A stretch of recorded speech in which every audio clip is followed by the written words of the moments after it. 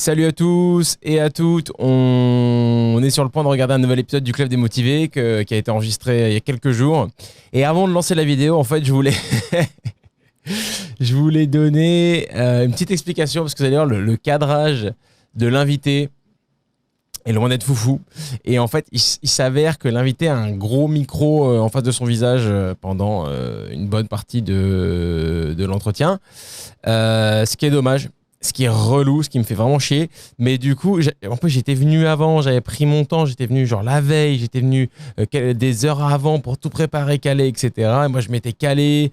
En plus, c'est compliqué. Moi, je me cale. Après, il faut que je regarde le retour. Enfin bref, c'est tout seul, c'est pas faire des excuses, mais c'est pas évident.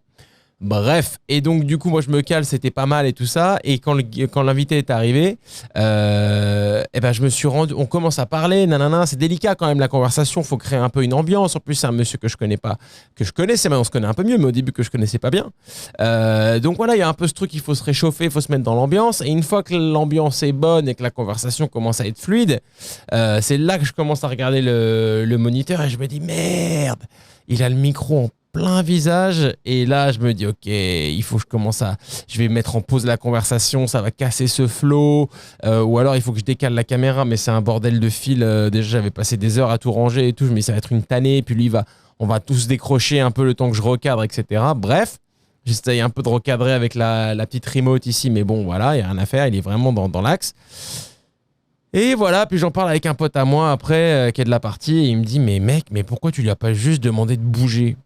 Et en vrai, c'était ça le truc à faire. J'aurais dû lui dire ça te dérange pas de te mettre un peu plus à gauche, un peu plus à droite, mais je sais pas, j'étais un peu impressionné. C'était un invité que j'étais très content d'avoir, et j'étais vraiment focalisé sur le contenu et ce qu'on était en train de se raconter, et vraiment l'interview plus que la prod entre guillemets. Et du coup j'ai merdé. Je lui ai pas demandé, et du coup on voit pas son visage. Donc ça c'est dommage, mais bon, le son est bon, l'entretien est bon, et je pense que c'est ça qui est important. Et si vous aimez consommer vos podcasts sur YouTube, vous aurez quand même un bon podcast. Voilà, c'est juste que je présente toutes mes excuses à mon invité qui a joué le jeu, parce que le pauvre, on dirait qu'il le fait sous couvert d'anonymat, comme une sorte de dealer de drogue du 95 qui a voulu témoigner mais sans montrer son visage, alors que c'est pas du tout le cas. Il était très chaud pour qu'on le voit, mais c'est moi qui étais techniquement en dessous. Voilà, c'est un métier, c'est un boulot, et j'apprends tous les jours. Et du coup de cette bourde, j'ai découvert ces petits pieds de micro, en fait, parce que les pieds de micro que j'ai sont beaucoup trop hauts, et c'est ça qui fait que le micro était vraiment dans la tête de mon invité, alors que là on voit avec ces petits pieds que je vais déployer dès le prochain épisode, qui sont beaucoup plus courts, et c'est ça que j'aurais dû avoir, et du coup ça bouche beaucoup moins le visage de l'invité. Voilà, bon épisode, kiffez bien, et encore désolé à mon invité et à vous pour cette petite grosse bourde. Bon épisode.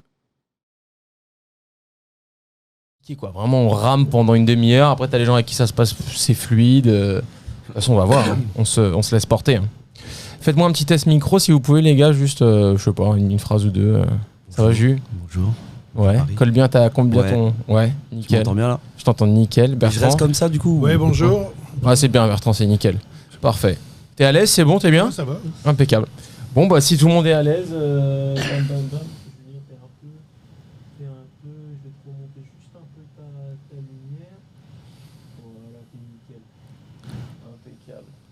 Il me fait trop marrer, Nico, parce que t'as vu comment le niveau de professionnalisme. C'est un restaurateur, hein. C'est quelqu'un comme toi. Hein. On essaie de faire les choses bien. Hein. En vrai, si c'est moche, les gens ne regardent pas, et si le son est mauvais, les gens n'écoute pas, donc ça sert à rien.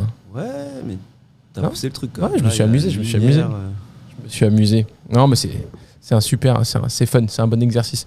Bon, bah, de toute façon, il n'y a pas de générique, on y va comme ça. Moi, je vais faire une mini intro, et puis après, on y va, on se laisse guider. Salut tout le monde, bienvenue dans un nouvel épisode du Club des Motivés. Aujourd'hui, je suis très excité aujourd'hui. C'est un épisode qui est cool, c'est un épisode que j'attends depuis un petit moment, ça me fait hyper plaisir. Et donc du coup, je suis avec Bertrand du Paul Bert, fondateur du Paul Bert, et Julien, que vous avez déjà vu ici dans ce podcast, pour un épisode qui lui était consacré. Et ça a été un peu mon middleman pour arranger cet épisode. Je suis hyper content que ça se fasse. On en a déjà sûrement parlé ici, et moi je suis client et admirateur du Paul Bert pour l'institution que c'est, et donc du coup c'est un plaisir de pouvoir, on en parlait un peu avant de commencer l'enregistrement, Le but d'aujourd'hui, c'est vraiment essayer de rembobiner un max la VHS, la cassette, remonter au début et puis parler des débuts, parler de ce qu'il y avait avant, comment ça a commencé, comment ça a pris de l'ampleur et où ça en est aujourd'hui. Et on va essayer de faire ça comme d'habitude, calmement et voilà, en faisant des petites pauses sur les moments qu'on aime bien et on verra où tout ça nous mène. Messieurs, bienvenue dans le Club des Motivés. Merci. Merci beaucoup. Bertrand, du coup, je vais te passer la patate chaude. C'est toi qui vas un peu commencer. Si tu peux nous faire le plaisir de nous raconter un peu le Paul Bert. Donc, on le voit tous, on voit où il est situé, on voit très bien l'endroit, ce très beau bistrot. Et je sais pas si tu en as déjà parlé avant. En tout cas, moi, j'ai jamais entendu cette histoire-là. J'aimerais bien l'entendre. On est en quelle année quand tu découvres ce lieu? Comment tu te l'appropries? Qu'est-ce qu'il y avait avant? Et l'étape numéro 1 de l'histoire du Paul Bert. L'étape numéro 1 de l'histoire du Paul Bert, c'est la moitié de ma vie. C'est-à-dire que j'avais fait plein de trucs avant et j'avais décidé de faire de la restauration avec la jeune femme qui partageait ma vie à ce moment-là et qui continue aujourd'hui d'ailleurs. Et on cherchait une activité à faire ensemble et à faire en couple. Okay. C'est-à-dire vraiment en essayant de passer nos journées et nos soirées ensemble. Et juste derrière chez moi, il y avait ce bistrot qui était fermé. Il y avait un garçon devant la porte, kabyle, qui était en train de fumer sa cigarette et le truc avait l'air fermé. Et je me dis, ce bistrot, il a l'air rigolo. Je vais voir le mec, il me dit, moi, je suis en faillite, c'est plus chez moi, je m'en vais. Donc je vais voir la concierge et elle me dit, écoutez, le propriétaire, il est à Saint-Germain-en-Laye, vous devriez l'appeler, c'est un vieil Auvergnat, on ne sait jamais. Incroyable. Donc elle me donne son numéro et je l'appelle sur le champ. Et le type me fait t'es d'où? Il me dit moi je suis Aveyronais, t'es d'où? Je dis moi je suis moitié parisien, moitié breton. Il me fait bon ça va, je suis à Rueil-Malmaison, t'as qu'à venir me voir. Je dis oui, on va prendre rendez-vous dans la semaine. Il me fait t'es con ou quoi? Si tu veux un restaurant, tu viens tout de suite. Il me dit tu viens tout de suite, tu prends le RER et dans 45 minutes je suis sur le quai, je t'attends. Non. Voilà. C'était quelle année ça, Bertrand? C'était 97. Oh la vache. Et 45 minutes après, on avait signé un protocole d'accord. C'était écrit je loue le restaurant à Bertrand Auboineau. Point. Non. C'est tout. Tu l'as pas quelque part? C'est sublime. C'est pas gardé. C'est sublime. Ce qui est drôle, si tu veux, c'est que ce type, qui est malheureusement décédé aujourd'hui, est devenu. Il a décidé qu'on était potes, quoi. Du jour au lendemain. Et quand on a fait les travaux, c'était un peu compliqué. On était un peu raide avec ma femme sur les bons côtés de la chose. Et donc, on n'avait pas beaucoup d'argent. Il fallait trouver toujours des trucs, tu vois, pour faire les travaux, c'était compliqué. Tous les mercredis, il venait me voir, il me disait bon, allez, maintenant ça va, arrête de faire des travaux et viens déjeuner avec moi. Et on allait tous les mercredis midi à la maison de l'Aveyron, Wow. où il y avait une bande de restaurateurs aveyronnais, du plus chic au moins chic. Il m'a introduit là-dedans et on mangeait la Ligo tous les mercredis. Mais incroyable. Voilà. Vous êtes devenus instantanément potes, quoi. Ouais. C'est fou. Mais moi, dans ma vie, ça m'est arrivé souvent, ça. Ouais. T'as un bon rapport avec les gens assez spontanément? Non, j'ai un très mauvais rapport avec les gens, mais il y en a quelques-uns avec qui ça se passe bien. Ah, les bons, apparemment. C'est allé vite. Trop vite? T'étais pas prêt à ce que ça se passe si vite ou...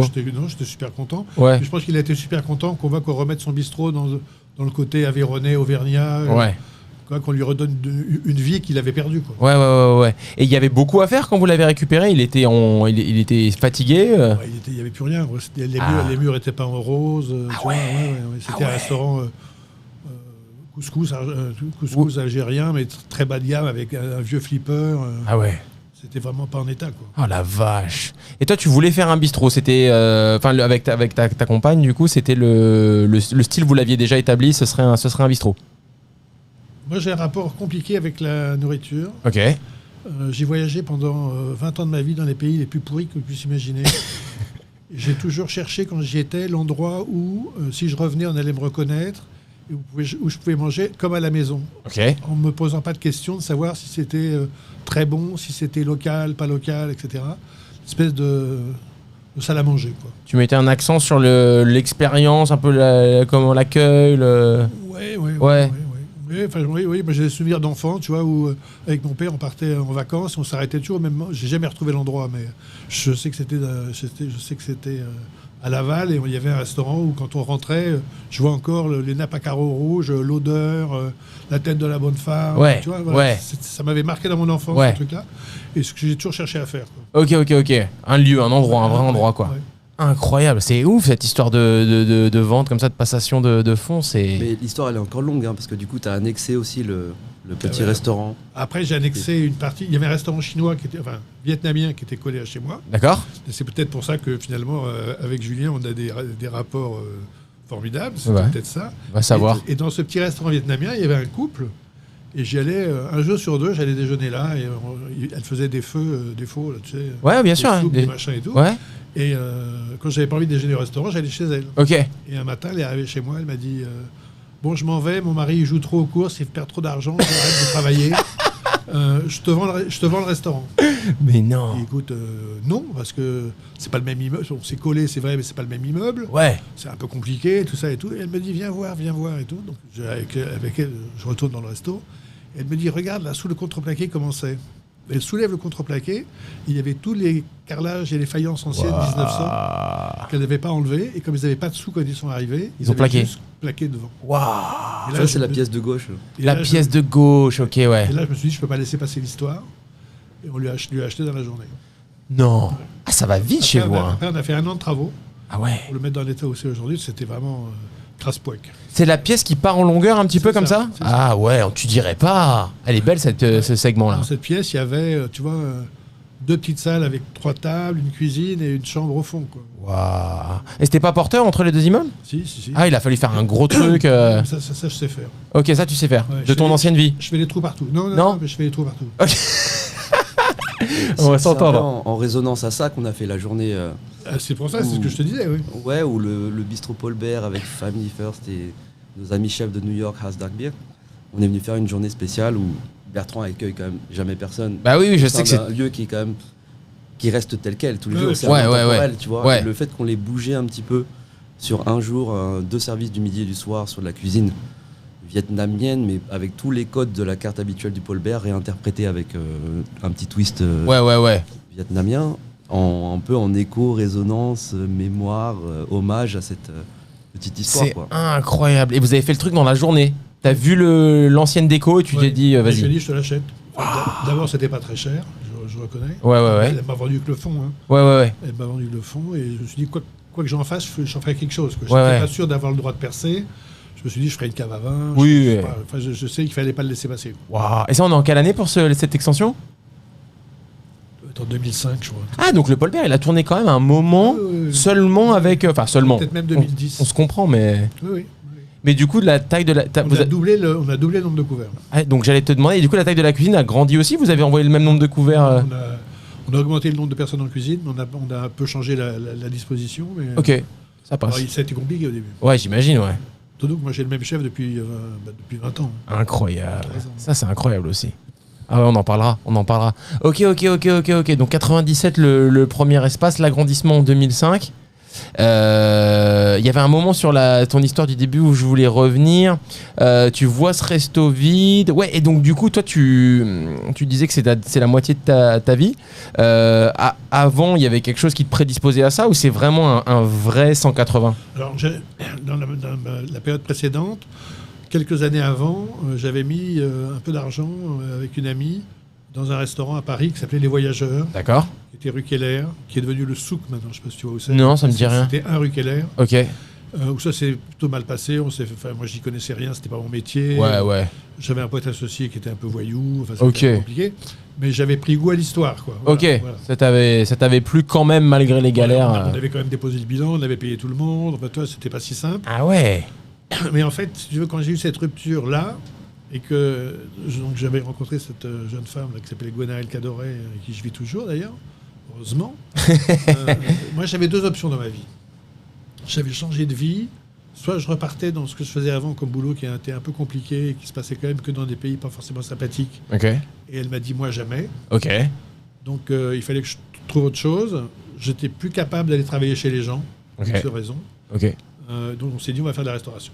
Cool. C'est arrivé comme ça. Et elle avait un pied dedans ou pas du tout? Pas du tout. Ok, très bien. Elle travaillait dans les fringues, Ok. mais elle avait, sa famille avait un pied important dans la restauration, puisqu'ils sont ostréiculteurs en Bretagne Ok. et exportateurs d'huile dans le monde entier. Enfin, elle avait une culture Il y avait quand sur même les bons un... produits et sur ces trucs-là. Ouais. Et du coup, si j'ai tout bien compris, les cahiers, Donc, ouais, cette histoire-là aussi. voilà, donc à peu près juste 2 ans après l'ouverture du Paul Bert, Ouais. Elle avait envie de faire des huiles, d'essayer de montrer ce qu'elle savait faire vraiment qui était au fond d'elle. Et il y avait un local à vendre pas cher à côté qu'on a acheté. Et on a fait les cailloux. Ok. Et ça, c'est elle qui On l'a d'abord mis en traiteur. Ouais. Ah, ok, ouais. Ça a été compliqué. Ouais. Et on l'a transformé en écaillé. Ok. Et elle s'en occupe plus que moi. C'est elle qui le gère. C'est ce que l'impression que j'ai eu quand j'ai regardé un peu. Ouais. C'est la même société, on est totalement associés. D'accord. Mais les gestions sont... Ok. Incroyable. Et donc du coup, est-ce que tu te rappelles, moi j'ai du mal perso en ce qui me concerne pour nous, mais le premier jour, tu sais, donc vous rachetez ce lieu, ça va très vite, 45 minutes, le RER, etc. Des travaux, les rendez-vous tous les mercredis avec ce gars-là, et un jour les travaux se terminent, les gars remballent le matos, ils partent, et là vous recevez les premiers clients. Tu te rappelles un peu de cette journée-là ou pas du tout? Oui, enfin je me rappelle de plein de trucs de ce moment-là. Si tu veux, je te donne une anecdote qui m'a vraiment marqué. 10 jours avant l'ouverture, on était raide comme des passes-lacets. On avait fait beaucoup de travaux, etc., etc. Il fallait que j'achète la vaisselle et la verrerie. J'avais pas une thune. Et j'ai un pote qui est antiquaire, qui est un de mes meilleurs potes, qui était antiquaire à Béthune. Et je me dis, je vais aller le taxer de 10 000 balles. C'était en francs à l'époque, c'est 40 000 balles pour acheter la verrerie, et machin, etc. Donc je l'appelle, on part en week-end chez lui. Et il me raconte tellement de merde qu'il a eu depuis 15 jours que je peux pas aller manger du pognon. C'est en dehors de ma... C'est pas possible, quoi. Et un jour, il me fait, alors, t'ouvres quand? Je dis, dans 8 jours, mais il faut quand j'achète la vaisselle et les verres. Il fait de la vaisselle et des verres? J'ai dit, oui. Elle me dit, t'en veux?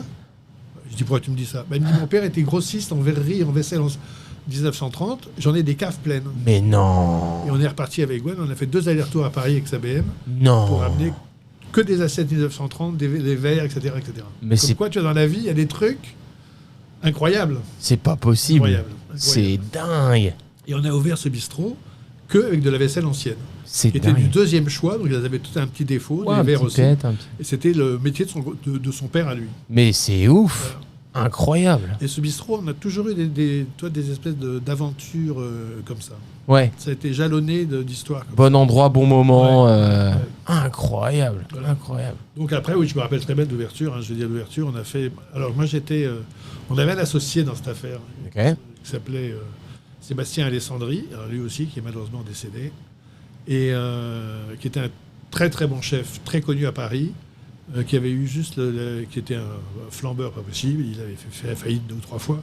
Il avait eu un restaurant très emblématique à l'époque qui s'appelait le Cabanon du Maître Nageur. Okay. Il avait été le premier chef dans les années 80, 83, 84 à mettre ses serveurs en kimono, et ses cuisiniers en kimono. Mais non. Donc, c'était totalement révolutionnaire à l'époque. Et c'était un pote à moi, donc quand il vient travailler avec nous et qu'on lui raconte qu'on veut faire un resto, il me dit je vais le faire avec vous, machin, etc. Okay.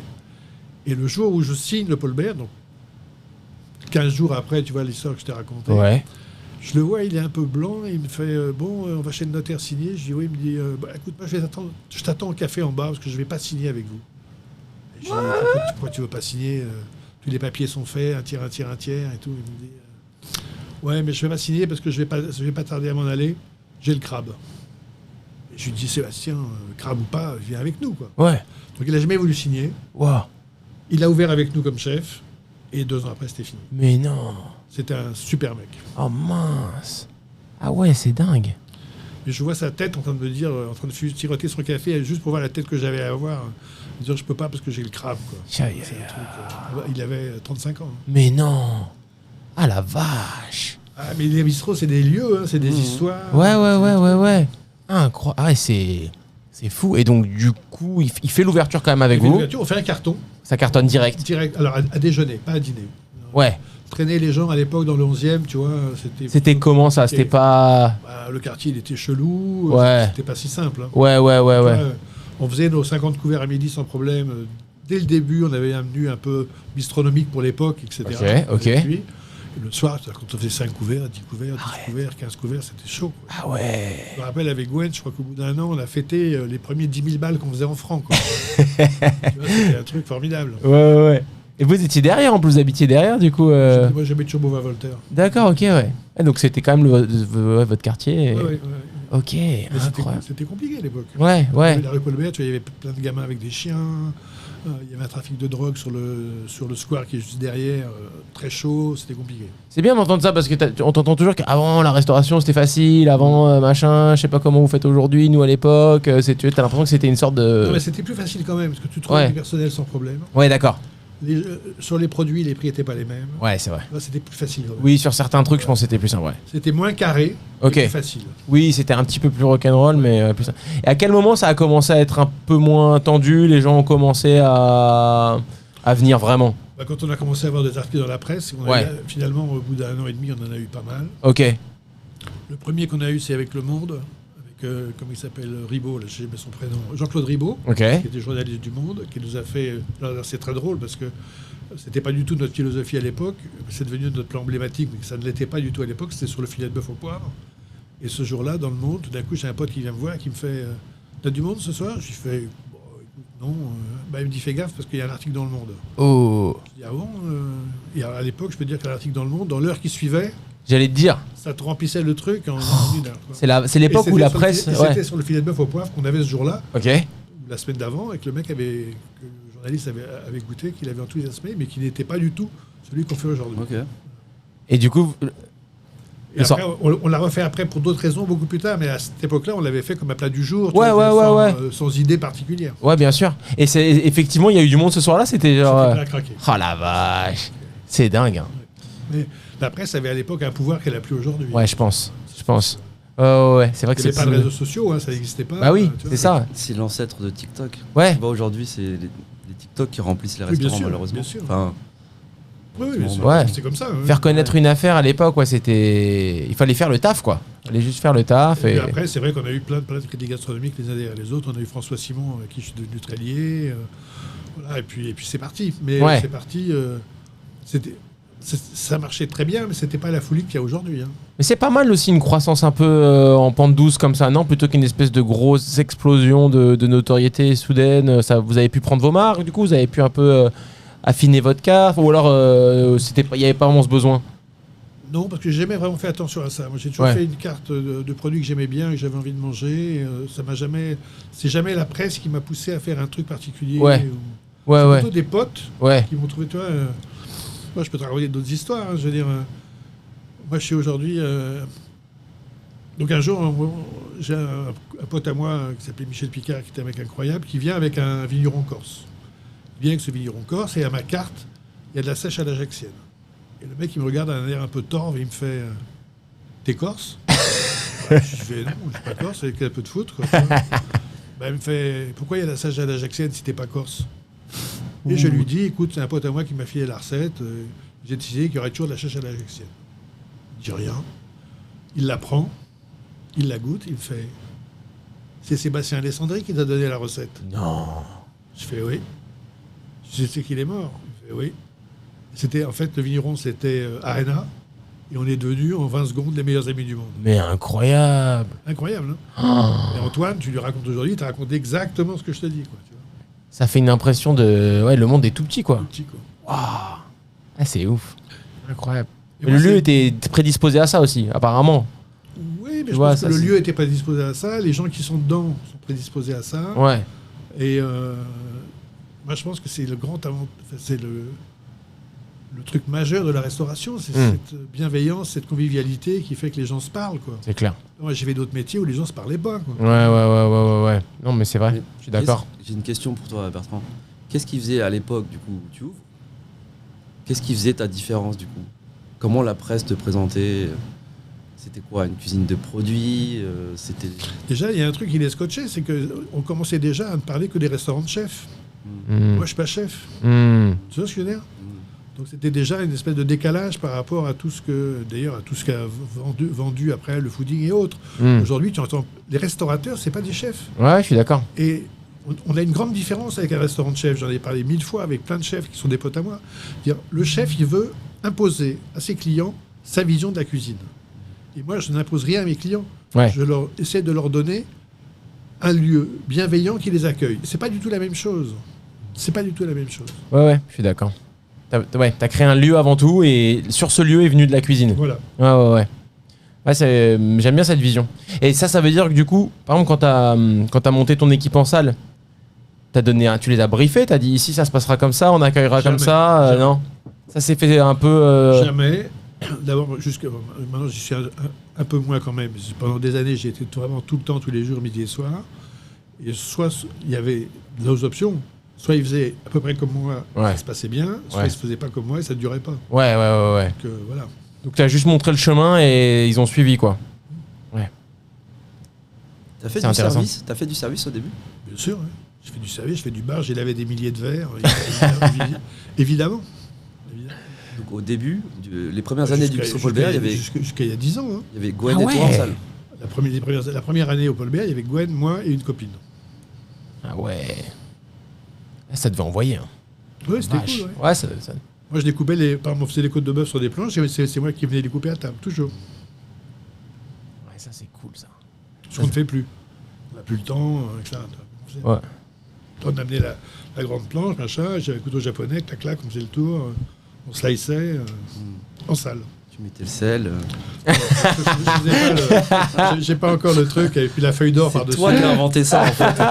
Quel usurpateur, l'autre cinglé, là, le turc. Là. On n'entend plus trop parler, d'ailleurs, tant mieux. Ok. Et donc, du coup, je déroule un peu le fil. Et donc, du coup, c'est bien plus tard qu'est arrivé un peu le resto qui vous a un peu pas mal réunis, qui a été le 6, mais avant, il y a eu un moment avant. Enfin, raconte l'histoire un peu de cette. Tu t'es un peu étalé dans la rue avec les années qui se sont passées. Tu veux raconter un peu la chronologie, les raisons derrière? C'est encore des accidents de fou? Si tu veux, pour finir le microcosme du Paul Bert, il y a quelqu'un que j'ai croisé qui n'est plus aujourd'hui, mais comme je suis un peu vieux et finalement ils finissent par tous se barrer avant moi, ils doivent m'attendre quelque part.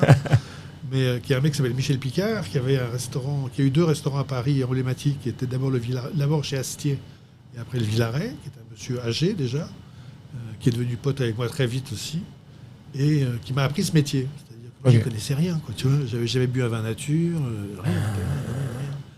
Et ce mec s'est installé chez moi, dans ma vie, venu en vacances avec nous, et il nous a appris, tu vois, que tout d'un coup, il nous disait « Ah, ben t'as pas de Gramenon à la carte, comment ça se fait que t'as pas de Gramenon à la carte ?» Il appelait Michel Gramenon, il disait « Écoute, maintenant t'as 24 heures pour lui envoyer du vin, sinon j'en boirai plus jamais. » Et des trucs comme ça, on en a eu des dizaines et des dizaines, et il a formaté ce restaurant, comme il avait formaté Astier et le Villaret, et c'est lui qui m'a donné l'énergie de jamais le transformer. Ok. Tu vois, justement, de garder une espèce de colonne vertébrale. Ouais.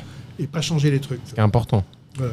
Ok. Et attends, ce gars-là, il sort d'où? Du coup, c'est un client qui s'est pris d'affection pour le lieu ou c'est c'est drôle, parce qu'il avait aussi une double vie. Il avait d'abord il avait une boîte d'outillage avant. Après, il a acheté chez Astier et puis le Villaret. D'accord. Il a à chaque fois transmis ses restaurants à son personnel en leur faisant des crédits vendeurs, etc. Donc, tu vois, c'est un mec qui avait il était célibataire sans enfant. Ok. Et quand on s'est rencontrés, il a trouvé que l'endroit était... je pense qu'il a trouvé formidable. Qu'il a essayé de m'imprimer cette histoire que moi je connaissais pas bien sur la bistrologie parisienne, sur les produits, etc. C'était pas mon métier. Ouais. J'arrivais là-dedans comme un cheveu sur la soupe. Ouais. C'est le cas de le dire. Quoi. T'as bluffé alors au début, t'es passé un peu au bluff. Enfin, t'as appris sur le tas comme on dit. C'était quoi? Moi j'ai un truc, moi je suis un peu comme une éponge. Quand je trouve un mec qui est plus malin que moi et qui me raconte des trucs, je discute même pas, je fais. C'est ça que j'ai suivi Julien sur des trucs que je ne connaissais pas et sans me les imposer, je n'ai pas essayé de sortir du cadre. Quoi, ouais. C'est la confiance. J'allais dire, c'est une sorte de confiance. Oui, bien sûr. On peut faire un saut dans le futur. C'est comment vous deux, en fait? Parce que c'est vrai que... peut-être que tu peux raconter l'histoire du 6 et de la cave pour compléter le... Ouais, raconte-nous un peu tout ça. Je sais pas, c'est intéressant. Moi, je suis boulimique, c'est-à-dire que une fois que les cahiers et le Paul Bert faisaient un carton, je me disais qu'est-ce qu'on va faire. Tu vois. Donc, voilà. J'avais pas envie de changer de rue, j'avais pas envie de changer de trottoir. Et il y avait un local vide au bout de la rue qui s'appelait le 6, qui était à vendre. J'ai beaucoup bataillé pour l'acheter. J'aurais mieux fait de me casser une jambe ce jour-là, mais quand même, j'ai fini par l'acheter. Après, on ne savait pas quoi faire dedans, etc.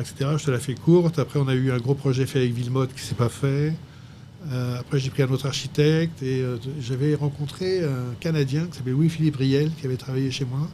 Je l'avais trouvé génial, absolument génial. Donc, je l'appelle, il est au Canada et je lui dis, écoute, voilà, j'ai un restaurant qu'on est en train de fabriquer. Si tu veux si tu veux être chef, je t'embarque là-dedans. Il m'a dit oui. Et c'est avec lui qu'on a ouvert le 6 et on a fait carton plein pendant 2 ans et demi. Et après, il est parti vers d'autres aventures, mais c'est avec lui qu'on a ouvert le 6. Ok. Et c'est lui maintenant qui a l'auberge de la Roche Ouais, bien sûr. et qui vient de rentrer depuis hier dans la liste des 1000 meilleurs restaurants du monde. Ça, je savais pas. Il a eu le prix hier. C'est vrai que c'est bon. La vache que c'est bon. Tu y allais, Jus, ou pas? J'y suis Moi, allé j'ai pas été encore. Tu n'as pas été encore? Tu vas y aller? avant l'ouverture. Oui, sûrement. Ouais. C'est très sympa. Franchement, c'est bon. C'est fantastique. Ah la vache. C'est un des plus beaux projets. Oui. Ouais. En plus, là, ils ont fait les saunas, enfin, un truc un peu de bain et tout. Moi, j'ai envie d'y retourner pour ça. Et Ouais. Louis, c'est vrai, nous, à la sortie de l'anonyme, je veux dire, Ouais. il est rentré chez nous Et puis, c'est parti, quoi. et c'est parti. Waouh. Et il a bossé aussi à la cave Paul Bert. C'est un projet que vous avez monté un peu. Là, c'est un peu plus compliqué. ensemble, ouais. Un peu plus compliqué. C'est bien que c'est compliqué, vas-y. Donc, je te fais l'histoire. Donc, tout d'un coup, Louis-Philippe, il me dit j'arrête le 6, voilà, ma femme ceci, ma femme cela, qui n'est pas la jeune femme avec qui il est maintenant. D'accord. Donc, elle veut que je reparte au Canada, je repars au Canada, etc. Donc, il repart, il me trouve un autre chef japonais formidable, qui s'appelait Kosuke, et il s'en va. Et moi, le fooding me propose de faire un truc qui s'appelait les Faubourgs, les bistrots du Faubourg, un truc Ah, comme ça. vague souvenir de Qui ça, était ouais. opus. Il fallait faire, 2000 repas, 2000 plats dans la soirée, etc. J'avais personne pour le faire. Et en même temps, j'avais un cousin qui s'appelle Jérôme Deschamps, qui était patron de l'Opéra Comique, qui m'appelle et qui me dit je voudrais que tu m'organises un dîner pour François Hollande dans mon bureau à l'Opéra Comique pour 15 personnes pour mon départ du théâtre. Ok. Je me dis, mais qui est-ce qui peut me faire ça? Qui peut à la fois me faire 500 couverts au puce et 3 jours après, 12 couverts dans un bureau, quoi. Ouais. Et je me dis, Louis-Philippe. Donc je l'appelle, je lui dis, qu'est-ce que tu fais? Il ne fait rien. Je lui dis, écoute, je te prends un billet d'avion, on fait une semaine, je te paye l'hôtel, machin et tout, et puis on voit comment on se rémunère. Et on fait le truc des puces, on fait le truc de François Hollande. Donc je te la fais courte, les deux se passent formidables, machin et tout. Et puis il reprenait son avion normalement le mardi matin, et quand j'arrive au Paul Bert pour boire mon café à 10h, je vois mon Louis-Philippe assis sur la terrasse avec son sac à dos. Et je fais Louis, qu'est-ce que tu fais là? Ah, il me fait, il faut que je te parle. Je dis oui, dis-moi. Il me fait, je pars plus. Wow. Je fais pourquoi? Il dit, je suis amoureux. Je fais 2 fois, ça fait beaucoup. Il dit, je suis amoureux d'une Française, j'ai décidé de rester à Paris. Wow. Est-ce qu'on peut faire quelque chose ensemble? Je fais fini, Louis. Il vous voyait. Je dis, Louis, c'est un peu compliqué. T'es parti du 6, on a mis un nouveau chef, je ne veux pas virer le mec parce que tu fais tu fais. Ah oui. Il fait oui, mais je sais que vous avez mis la main sur un tout petit local à côté, et si vous voulez, on le fait ensemble. J'ai dit oui, pourquoi pas. Donc je lui file carte blanche pour nous faire la cave, qui fabrique de A à Z avec un copain à nous qui s'appelle Simon, Ouais. qui est, je sais pas si tu as connu. Ouais, si, très bien. Tu vois qui c'est. Il me fabrique le truc, nickel, on ouvre, on fait carton plein avec les tapas de Louis-Philippe pendant 15 jours. Et le 15e jour, il me vient me voir, il me fait « Faut que je te parle ». Je suis « Oh putain ». Ah, ça, c'est le pire mot que tu peux avoir pour un patron restaurateur. Faut que je te parle. Comment ça m'emmerder. Comment ça m'emmerder. Ah, ça te creux. Il me dit je peux plus faire de restauration, j'arrête, ça me fait trop chier. Oh putain. Je dis qu'est-ce que tu vas faire? Il me fait je pars m'associer avec Simon pour faire du métal. Je m'en souviens de ça. Tu te rappelles de ça? Ouais. Et il m'a planté tranquille à la cave. Ah la vache. Donc ça m'a pas fait vraiment plaisir à l'époque. J'imagine. À côté de ça, c'est un gamin et moi il a toute mon amitié, mais c'est vrai que ce jour-là, j'étais pas content. Ouais, bien sûr. On va dire comme ça. Ah, faut que je te parle. C'est vrai que faut que je te parle. Attends, j'ai oui. 3-4 mots les ouais, pires que tu oui. peux entendre. Ah oui, hein. oui. Ça te met un stress tout de suite, quoi. Ah, tu sais que c'est fini. Ouais, il y a un truc, quoi. C'est ça. Ouais, C'est vrai que putain, t'es c'est vrai que j'aime pas quand on me dit ça aussi. C'est jamais bon, quoi. C'est rarement On a bon. souvent. Non, mais tu sais, ça arrive. Des fois, t'étais au bureau aujourd'hui, on pourra se parler et tout. Et après, j'ai le truc, tu vois. Je me dis, qu'est-ce que c'est? Et alors, le rarement. pire, c'est quand ils te disent mais ça peut attendre demain. Ah ouais, non, mais ça. Pas Ah, non, parce attendu que toi, du t'as tout. envie de savoir. On se parle maintenant. On se parle tout de suite. Ça m'a trop dit, là. Ça m'a Ah trop ouais, dit. j'aime pas du tout. Ouais. Mais bon, c'est comme ça. Hein. Il faut faire. T'es comment, toi, sur la gestion de l'humain, du personnel? C'est quelque chose qui t'est venu. T'étais déjà, avant, quand tu bossais, t'avais des gens qui bossaient avec toi, pour toi? Ou c'est quelque chose que t'as commencé avec le resto, à embaucher, à... Alors, je pense que je suis devenu bienveillant avec la restauration. Ok, Avant, je l'étais moins. ok. Mais t'aimes bien le faire ou pas? Il y a des gens qui aiment pas le faire. Mon premier job que j'ai eu un peu compliqué, je la fais court, Vas-y. c'est un de mes patrons qui était une très grande famille libanaise, qui un jour me convoque dans son bureau et qui me dit écoutez Bertrand, je vous ai mis vice-président de telle boîte, j'avais 28 ans. Je lui fais oui. Il me dit écoutez, c'est pas compliqué. Hein. Ils sont 250, vous reviendrez me voir quand il n'y en aura plus que 50. Oh. C'était mon premier job. Oh la Tu vois, vache. un peu compliqué. Donc, Ah ouais. le truc horrible. Enfin bon, Ouais, c'est pas là du tout la même. c'est pas pareil. Ouais. Je sais que c'est pas pour tout le monde le. Mais il n'avait pas forcément tort, hein. Mais c'était compliqué. Oui, je comprends. Bon, alors moi qui t'ai vu pendant une longue année du coup au quotidien, comment tu expliques que les gens restent longtemps chez toi? Parce que là, en salle, au bistrot Paulbert, t'as quand même des gens qui ont quoi, plus de 10 ans de maison, 15 ans? Ah, c'est beau, hein. Franchement. Alors, je vais dire, je pense que Vas-y, dis-nous. je suis assez juste. C'est-à-dire que je suis capable de gueuler s'il faut. Ça. Et que s'ils sont dans la merde, on est toujours là. C'est-à-dire que c'est encore plus vrai avec les gens qui sont en cuisine et qui ont des petits salaires, etc. Dès qu'on peut faire un effort, dès qu'ils ont besoin d'un prêt de 2-3 000 balles pendant un an, on l'a toujours fait. C'est un peu du paternalisme aussi. Mais moi, je pense que tous ces gens, ils ont aussi besoin, tu vois, je veux dire... On le fait aussi, hein. Moi je le fais, on le fait que ça, on le faisait. Il n'y a pas de solution. Je veux dire, eux, s'ils vont à la banque pour demander 2000 balles de découvert, ils ne les auront pas. Ouais. Donc tu vois, je veux dire, tu ne vas pas laisser les gens paniquer parce qu'ils ont un truc à payer. Ah, bien sûr. On l'a toujours fait. Et ça crée une sorte de loyauté, une sorte de famille. Écoute, j'ai jamais eu... Alors c'est plus compliqué avec les gens en salle. Ouais. Mais en cuisine, vraiment, on a toujours été remercié de ça. Toujours. Et en salle, je pense que d'abord, on a quand même sur les tarifs où on embauche les gens, on essaye vraiment d'être juste, c'est-à-dire pas tirer les trucs vers le bas, quoi, tu vois. Ouais. En plus, ils ont des gros pourboires en salle. Ouais. Tout ça fait que ça va bien, quoi. T'as raison. Tu vois, on a un garçon que je ne nommerai pas, là, mais qui est au Paulbert, qui voulait se barrer il y a 4 mois. Je lui ai dit, écoutez, attendez, vous allez voir. Les pourboires, ça va venir avec les terrasses l'été, etc. Et là, il n'a plus du tout envie de partir. Ouais. C'est un peu la bougeotte, les gens, maintenant. Hein. Ouais. Ils ont cette facilité de se dire qu'en 24 heures, ils sont ailleurs. Ouais, c'est ça. Offre et demande. Sauf que nous, si tu veux, notre philosophie, on n'a jamais payé les gens avec un jour de retard. On a toujours fait que ce soit le plus carré possible. Carré possible, ouais. Après, les gens cherchent ça maintenant aussi. Hein. Franchement, c'est un gros plus. Hein. Des maisons carrées, c'est... Le nombre de gens que j'ai vus venir en disant « Ah, vous nous payez quand ?» Parce que là où j'étais, on était payé le 16. Chez moi, c'est jamais arrivé. Quoi. Les virements, ils ont fait le 4. Ouais. Au pire, le 5, s'il y a un jour de décalage de... Oui, un week-end, un jour férié. Ça n'a jamais dépassé ça. Ouais. En fait, ça tient à pas grand-chose. Hein. C'est être juste, comme tu disais. C'est un problème d'honnêteté avec les gens. Et carré, les gens, quoi. Ils ont des crédits à payer. Ah, bien sûr. Bien sûr. Au plus gros du Paulbert dans son ensemble, tu as eu combien d'employés? Avec les 3 restos, on était plus de 50. Ok. C'est quelque chose qui t'a apprécié ou que c'était trop Non, ça roulait. Hein. Ça roulait, ouais. T'avais des lieutenants un petit peu tu structures comment C'est un peu compliqué. C'est un peu compliqué, ouais. C'est un peu compliqué. Ouais. On a toujours eu un responsable par restaurant, c'est vrai. Mais au Paulbert, ça a toujours été moi, finalement. Ouais, ça m'intéresse parce Autant que... j'ai une relation avec le chef qui fait que... je sais qu'il le prendra pas mal, c'est que Thierry, c'est un mec incroyable au niveau du travail et de la qualité de ce qu'il fait, mais il n'est pas du tout gestionnaire de ses menus. Oui. C'est-à-dire que c'est moi qui gère ça, et c'est moi qui donne le là. Ouais. Que les plats que j'ai envie qu'il fasse, il va me les faire comme je veux.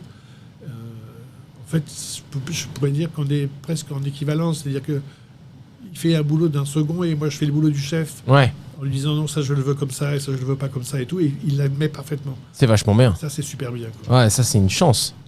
Comment est né le steak au poivre, le fameux? Le steak au poivre, il est né d'une manière incroyable. Il est tellement bon. Il y a combien de temps ça fait longtemps qu'on le fait. Ça fait au moins 10 ans qu'on le fait. Mais au début, on le faisait pas avec ce rythme-là. Tu vois.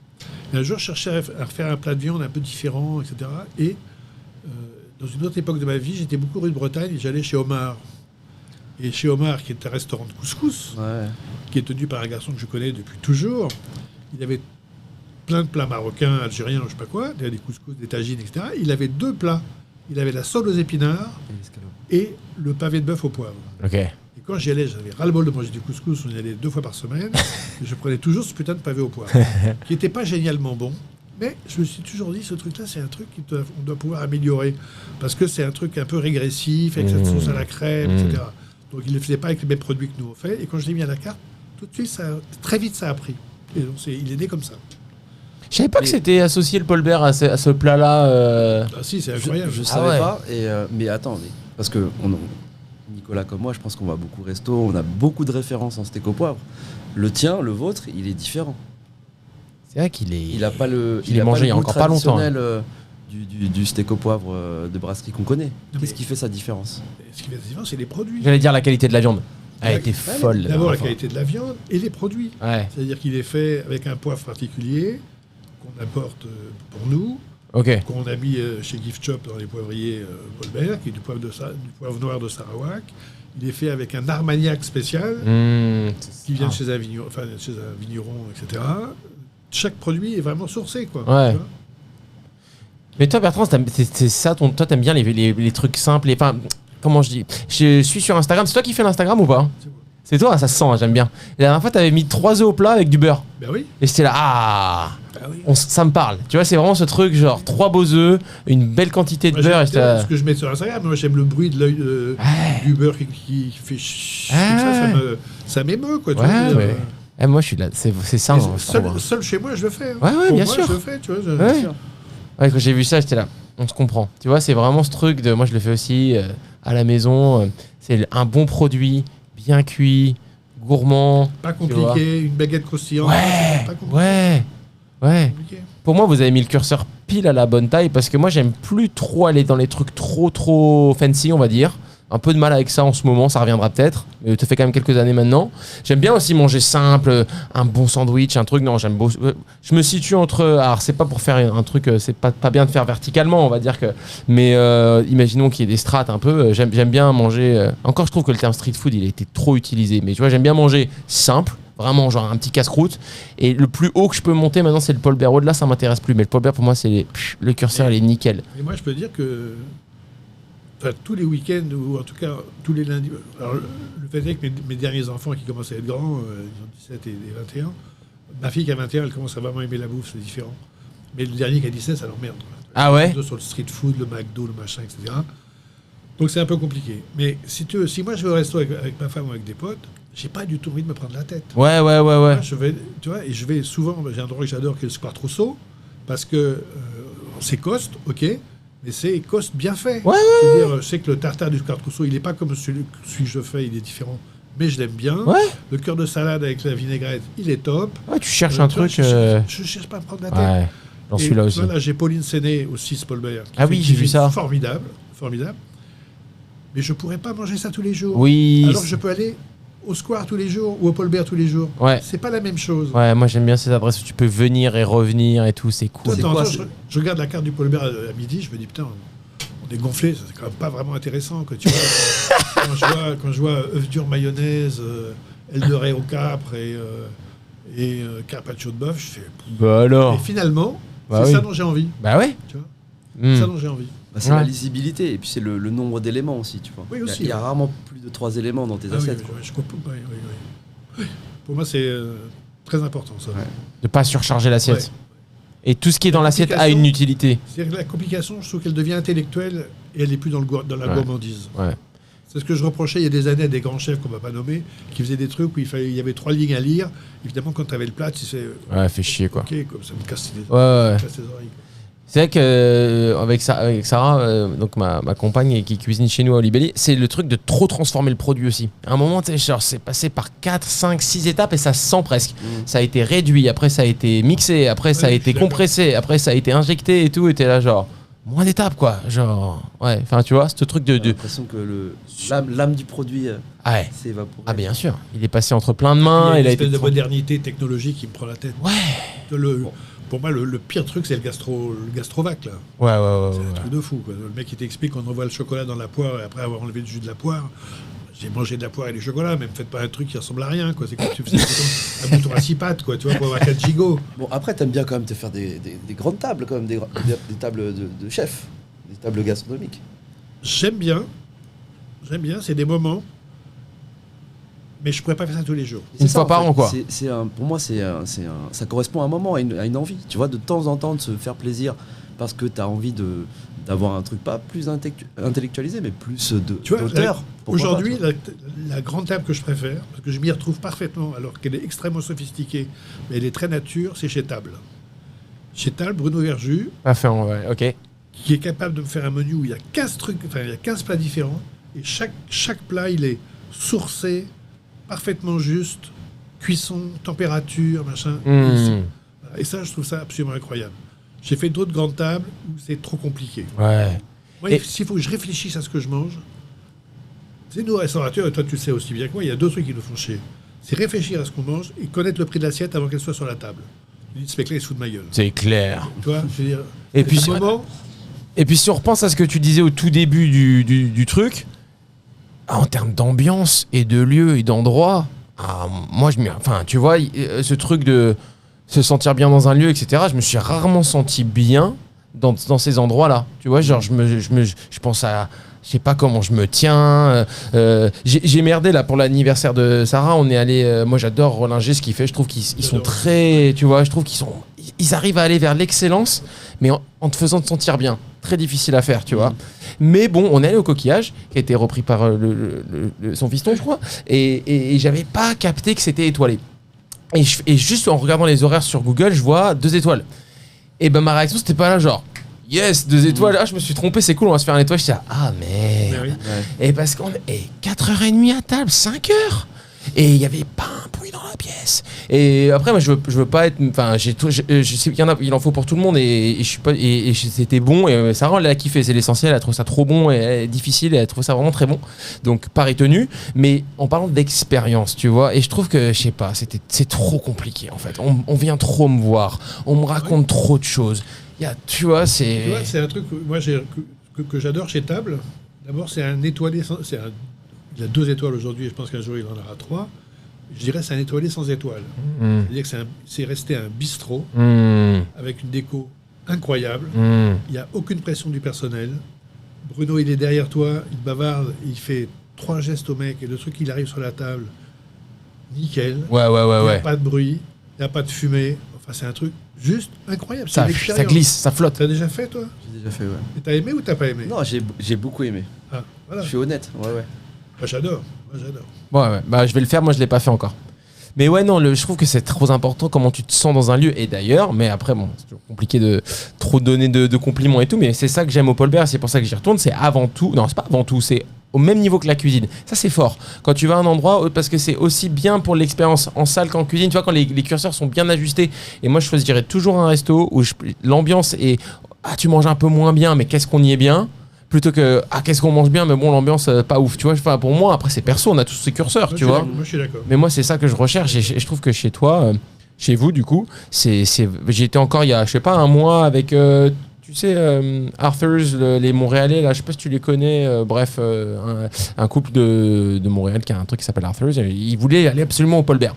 Et pour la petite histoire, je crois que j'ai le droit de le dire, mais ils ont décalé leur billet d'avion, ils ont fait une rallonge de $600 pour décaler leurs avions pour qu'on puisse aller dîner. Je dis, je crois qu'on peut peut-être essayer d'avoir une table, voilà. On a réussi à avoir la table, merci Julien, et merci Bertrand. Et du coup, ils ont dit, ok, on décale les billets, machin et tout. C'est cher la gougère. Ouais, mais bon, ils étaient contents. Mais tu vois, quand même, je trouve cette histoire, elle est forte quand même, parce que ils avaient trop... Et c'est pas des Instagrammeurs, ils voulaient pas y aller parce qu'on leur avait... Il fallait absolument y aller et tout, tu vois, ils avaient envie d'y aller, quoi. On a une grosse image positive à Montréal. Ouais. Moi, je suis très pote avec les gens de chez Joe Beef. Ouais, bah c'est peut-être ça, alors. Ça fait une vraie...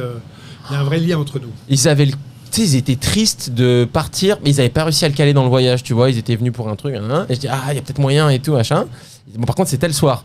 Et ils m'ont même pas dit, par contre, il y a l'avion et tout, ils l'ont fait. Et ils m'ont lâché au dîner en mode, bon, on a décalé des billets et tout. Mais c'était tellement content. Mais ça, c'est fort, je trouve. Quand tu arrives à créer ce sentiment chez les gens, tu vois. Mais moi, c'est un peu ce que je te disais au début, quand j'étais dans des pays un peu compliqués, ce que je cherchais dans un restaurant. Ouais. C'était cet équilibre entre comment on est reçu, est-ce que tu reconnais et ce que tu vas manger. Il y a des jours où ce que tu vas manger n'est pas très grave. Hein. Ouais, c'est ça. Il y a aussi des jours où tu manges pour te nourrir. Ouais, c'est ça. Il y a un moment où c'est pas toujours un moment de fête ou extraordinaire. Mais il faut que l'équilibre soit respecté. Ouais, je suis d'accord. Tu sais que moi, ma première expérience au bistrot Paul Bert, je crois ma première ou... vas-y, raconte, ça m'intéresse. Bon, moi, j'ai failli avoir une mauvaise expérience. Oh.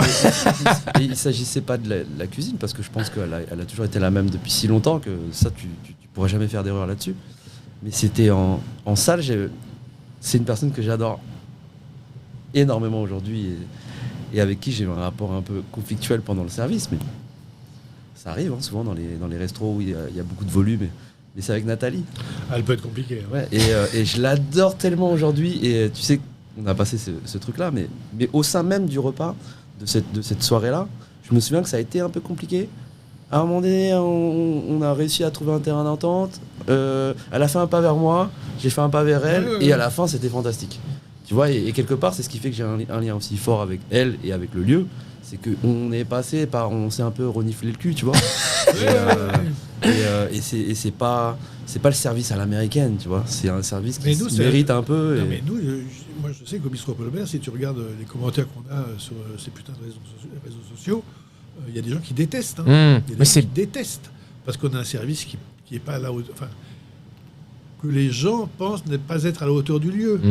Ils attendraient un truc plus conventionnel, machin. C'est vrai que de temps en temps, les serveurs, tu vois, une fois qu'ils ont fait 120 couverts le soir, le 122e, le mec leur parle pas gentiment. Il dit écoutez, vous n'êtes pas content. C'est la même chose. Quoi. Je trouve ça. Alors après, moi ça m'énerve aussi quand ça arrive. Et, tu vois, je leur remonte les bretelles. Et je peux aussi comprendre. Quoi. C'est humain. Ouais. Mais moi j'aime bien les restos comme ça qui sont très. Tu veux pas être tiède, quoi. Tu veux pas être. Bon, les étoiles, on est tous d'accord pour dire que ça fait chier, 1, 2, 3, 4, 5. Mais à la rigueur, je vais adorer un resto qui a énormément de 1 étoile et énormément de 5 étoiles. Ouais, tu vois, c'est un resto clivant, c'est un resto qui a une colonne vertébrale, tu vois, qui est genre, c'est comme ça et c'est pas autrement et tout machin. Un resto à 3 étoiles, c'est nul, c'est que ça essaye de plaire un peu à tout le monde, ça fait des galipettes, etc. Moi, ça me dérange. Enfin, je trouve que. Oui, mais il y en a aussi qui ont joué le jeu du bistrot. Tu vas chez Passard, 3 étoiles. C'est un bistrot. Toi, tu parlais des étoiles sur les avis. Ah, pardon, autant pour moi sur les avis, tu vois ce que je veux dire? Non, mais ça, les avis. Ouais, non, bon, ça c'est nul, je suis d'accord, mais qu'il y ait des accidents comme ça, je trouve que ça fait aussi la vie d'un resto, tu vois, ou des trucs un peu naturels. Tu peux pas être carré tous les matins. Ah non. Tu vois, il peut nous manquer du monde en cuisine, le chef peut être de mauvaise humeur, sa femme peut l'avoir trompé, enfin, t'en sais rien, quoi. Je veux dire. C'est votre vie, un peu. Non, mais, tu vois, ils sont là tout le temps, du matin au soir. Ah oui. Le mec a demandé médium, pour lui c'est assez cuit, pas assez cuit. C'est très compliqué. Ça fait partie du truc, quoi. C'est très compliqué. Ouais, moi, j'aime pas quand ça arrive, mais je trouve que c'est bien aussi de. Je trouve que les gens maintenant. J'ai senti. Ça fait 10 ans, nous on a 10 ans, donc c'est moins que vous. Mais il y a eu quand même un changement dans le rapport des gens au restaurant, je trouve. Il y a beaucoup d'exigences maintenant, mais beaucoup d'exigences un peu mal placées aussi. Être exigeant, c'est cool, c'est bien, et c'est normal d'avoir une exigence. Mais maintenant, c'est un peu genre. Ils demandent des trucs et si tu as le malheur de dire non, ça revient sous forme d'étoile et ça je trouve ça pas cool. Tu vois ce que je veux dire? Il y a une sorte de... Non, moi je trouve que s'il fallait chercher une espèce de comparaison, je pense que la définition d'un menu, ce qui se passe dans un restaurant, c'est comme une écriture. Une écriture, elle peut pas être parfaite, sinon elle est tapée à la machine. Si c'est tapé à la machine, c'est plus la même chose. Ouais, exact. Ouais, bien sûr, bien sûr. C'est écrit à la main. C'est un truc, tu vois, c'est comme nos ardoises. Les ardoises, il y a une faute d'orthographe, ça m'énerve. Les petites ratures. C'est écrit à la main. Tu vois. Ouais. Et comme on a beaucoup de monde en ce moment et qu'il faut des menus tapés à la machine en plus, ça m'agace parce que je trouve que l'idée, c'est l'écriture à la main. Et l'écriture à la main, c'est ce qu'on fait. C'est-à-dire, la cuisine, c'est un travail de la main. C'est pas un truc automatisé. Je te mets le four à 30 degrés, patin couvert. C'est pas ça le truc. C'est rajouter le sel, faire attention à la crème.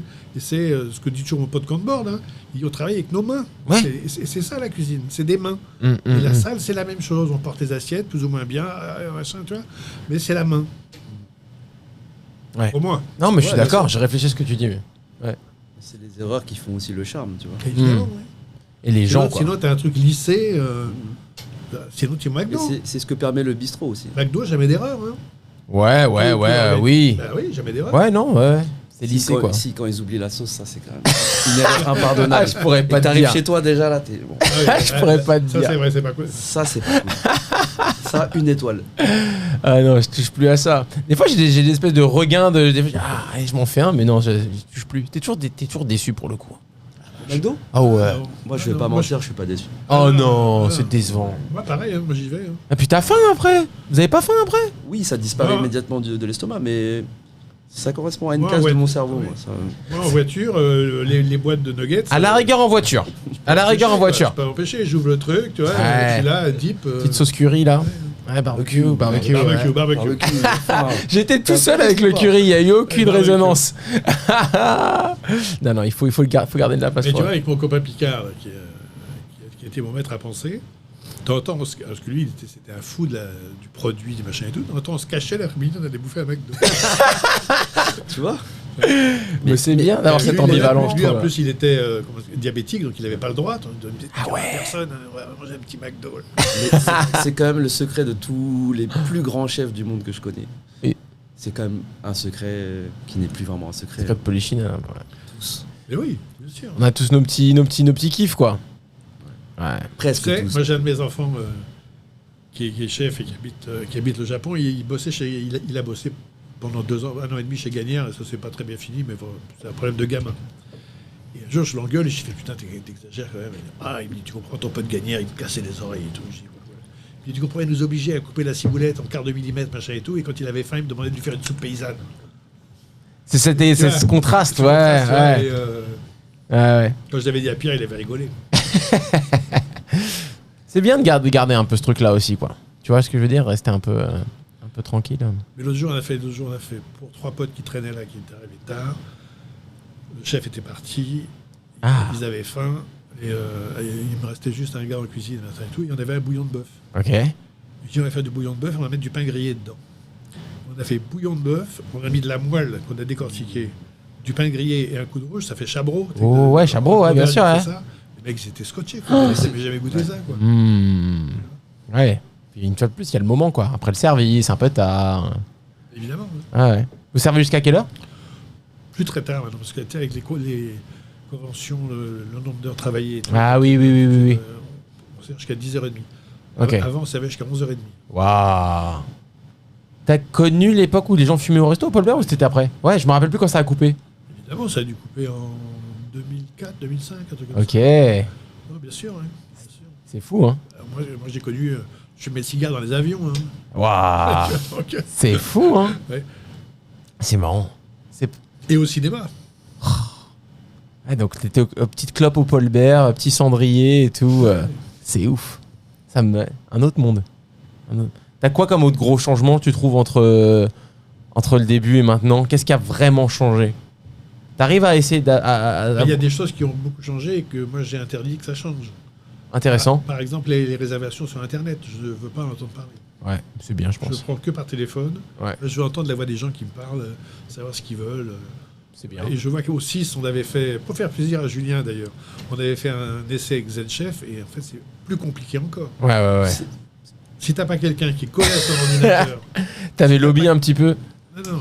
Non, mais Et on a arrêté net avec Pauline, on a remis le... Ah ouais, le là téléphone. c'est. Elle s'est fait coincer parce qu'elle en prend beaucoup sur Instagram. Mmh. C'est un Ouais, peu... C'est dangereux, Tu te ça. rends compte le boulot quand même aussi, tu vois. C'est le bazar, Tu ça. dois avoir tous les jours à gérer ça. Ouais. Et ZenChef aussi. Ouais, mais T'étais nous, pas dedans. la raison de tout ça, c'était aussi une chose, et ça, Nico, il va me rejoindre à 100%, mais c'est les no-shows, quoi. Ah Les ouais. Et no-shows, on les a de les- toute façon. Ouais. On les a Ouais, de mais toute vous façon. avez intégré, tu vois, ces pourcentages de no-shows dans votre gros... Parce que tu connais le cahier. Le fameux cahier qui est sur le comptoir. Non, je le connais pas. Ouais, l'énorme cahier avec les réservations écrites à la main et prises au téléphone. D'ailleurs, ça rend fou les gens, mais je crois que ça les rend addicts. Hein.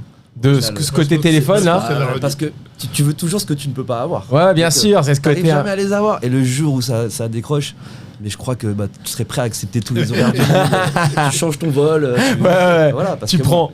Ouais, parce que c'est au final, j'ai vu comment ça fonctionnait. C'est quand ils peuvent. Bien sûr, ouais. Parce que le truc, il arrête pas, quoi. Ouais. Ils sont en train de faire plein de choses en mise en place. C'est compliqué. Ouais. Ouais, c'est la. Ouais. Je me fais défoncer sur les réseaux sociaux avec ça. C'est vrai? Ouais.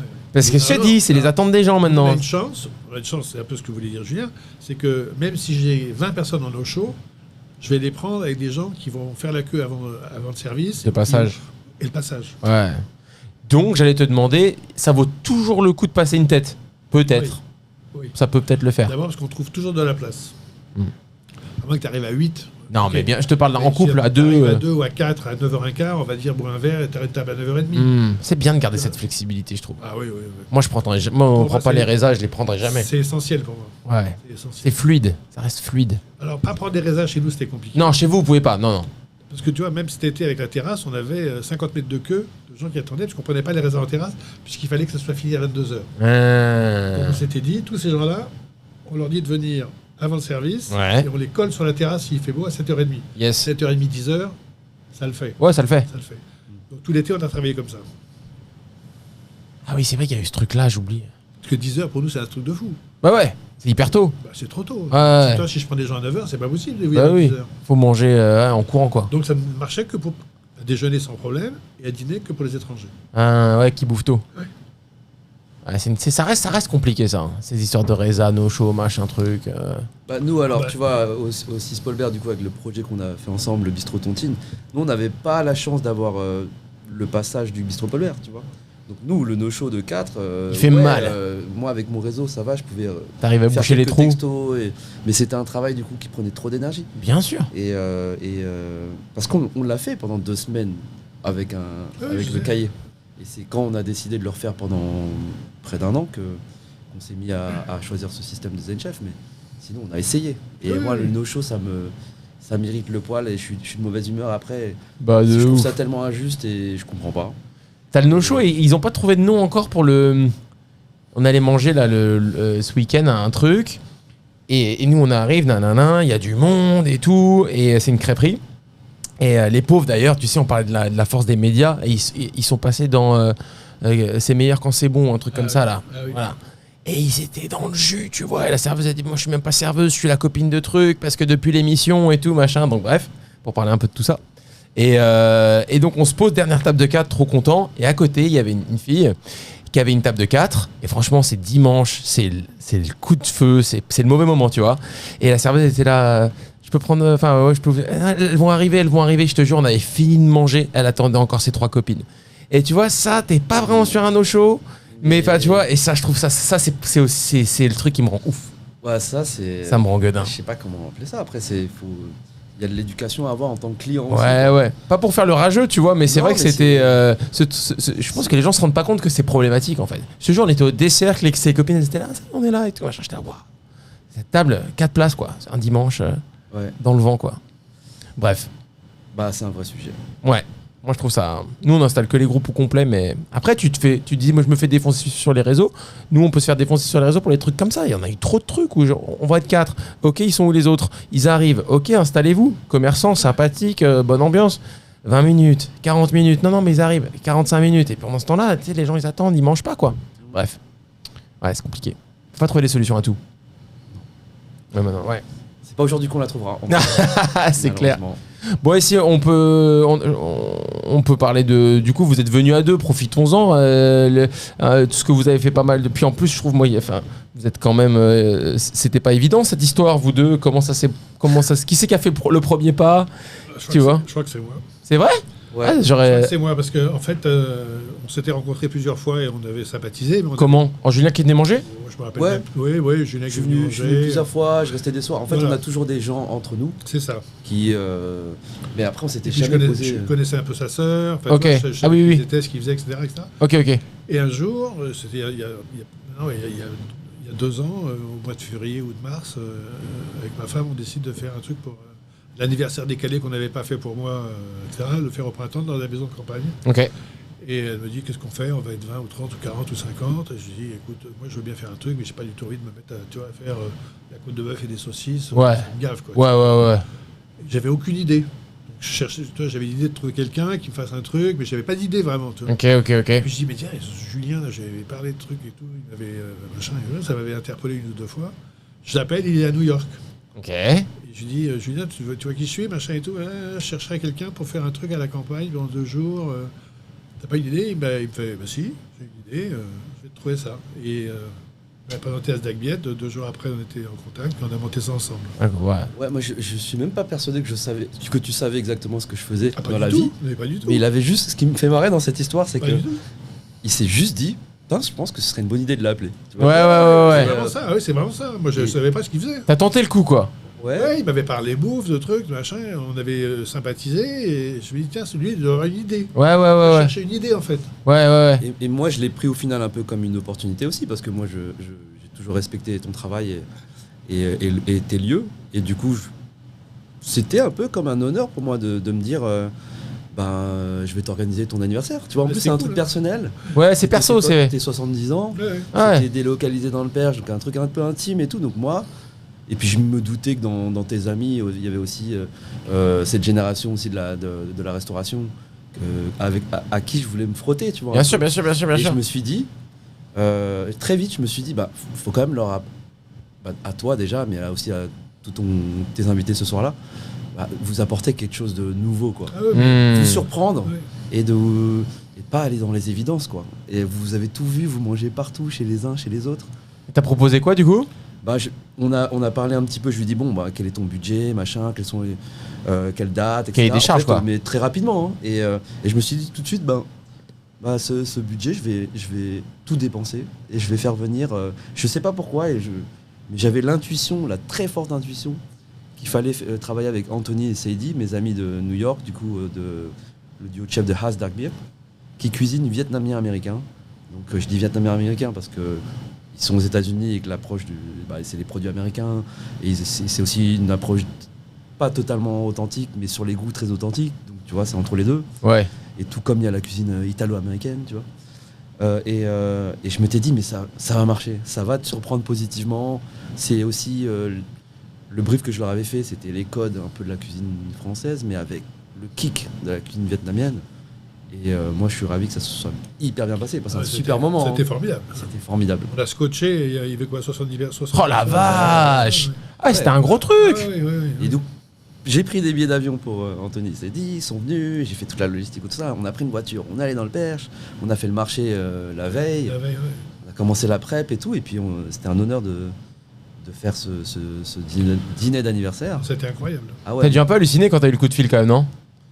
Oui et non, oui. Tu peux pas t'attendre à ce coup de fil. Quand t'as fait allô, ça a dû être un peu. Ouais, j'étais honoré, quoi. Ouais. Je me dis. D'autant que moi, je savais pas qu'il était à New York. Je pensais qu'il était à Paris. Ouais. Et j'étais Souvent à New York. En fait, je l'ai pris aussi comme une reconnaissance de mon travail, tu vois. De ouf. Même si je savais pertinemment qu'il savait pas exactement ce que je faisais, mais il s'est dit que c'était une bonne idée. Donc moi, ça me suffisait, tu vois. Ouais. Donc il y a cet événement, ça se passe hyper bien, c'est trop bon, tout le monde est content. Et quelque part, moi, je te mets dans le coin de la tête, comme je le fais souvent. Je lui dis, moi, mon rêve, parce que ça s'est tellement bien passé que quelque part, c'était le terrain parfait pour que je lui dise, bon, Bertrand, ce serait sympa de faire un événement au Bistrot Paul-Bert et tout. Et toi, t'es pas branché événement à la base. C'est pas ouais. Non.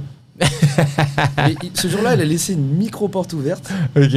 Tu t'es engouffré. Je me suis engouffré un peu, mais. Moi, j'étais scotché par ce qu'ils avaient fait. Mais ça qu'elle est bonne leur cuisine, parce que tu m'avais invité à un truc, tu nous avais invité avec Sarah à un truc. Ouais. Je sais plus, c'était avec le grand four là. Ouais. Le parti intime avec cet endroit avec le four au fond là. Ouais. Trop bon. Chez Simon. Chez Simon. Ah, c'est son lieu? C'est toujours son lieu. C'était son lieu. Enfin, Ouais. il a les murs en tout cas. Ok. Il est cool celui, il est incroyable. En parlant de lieu, on revient toujours à ce truc là. Quand je vais dans ce truc là, ça me fait un truc. Avec ce grand four au fond et tout.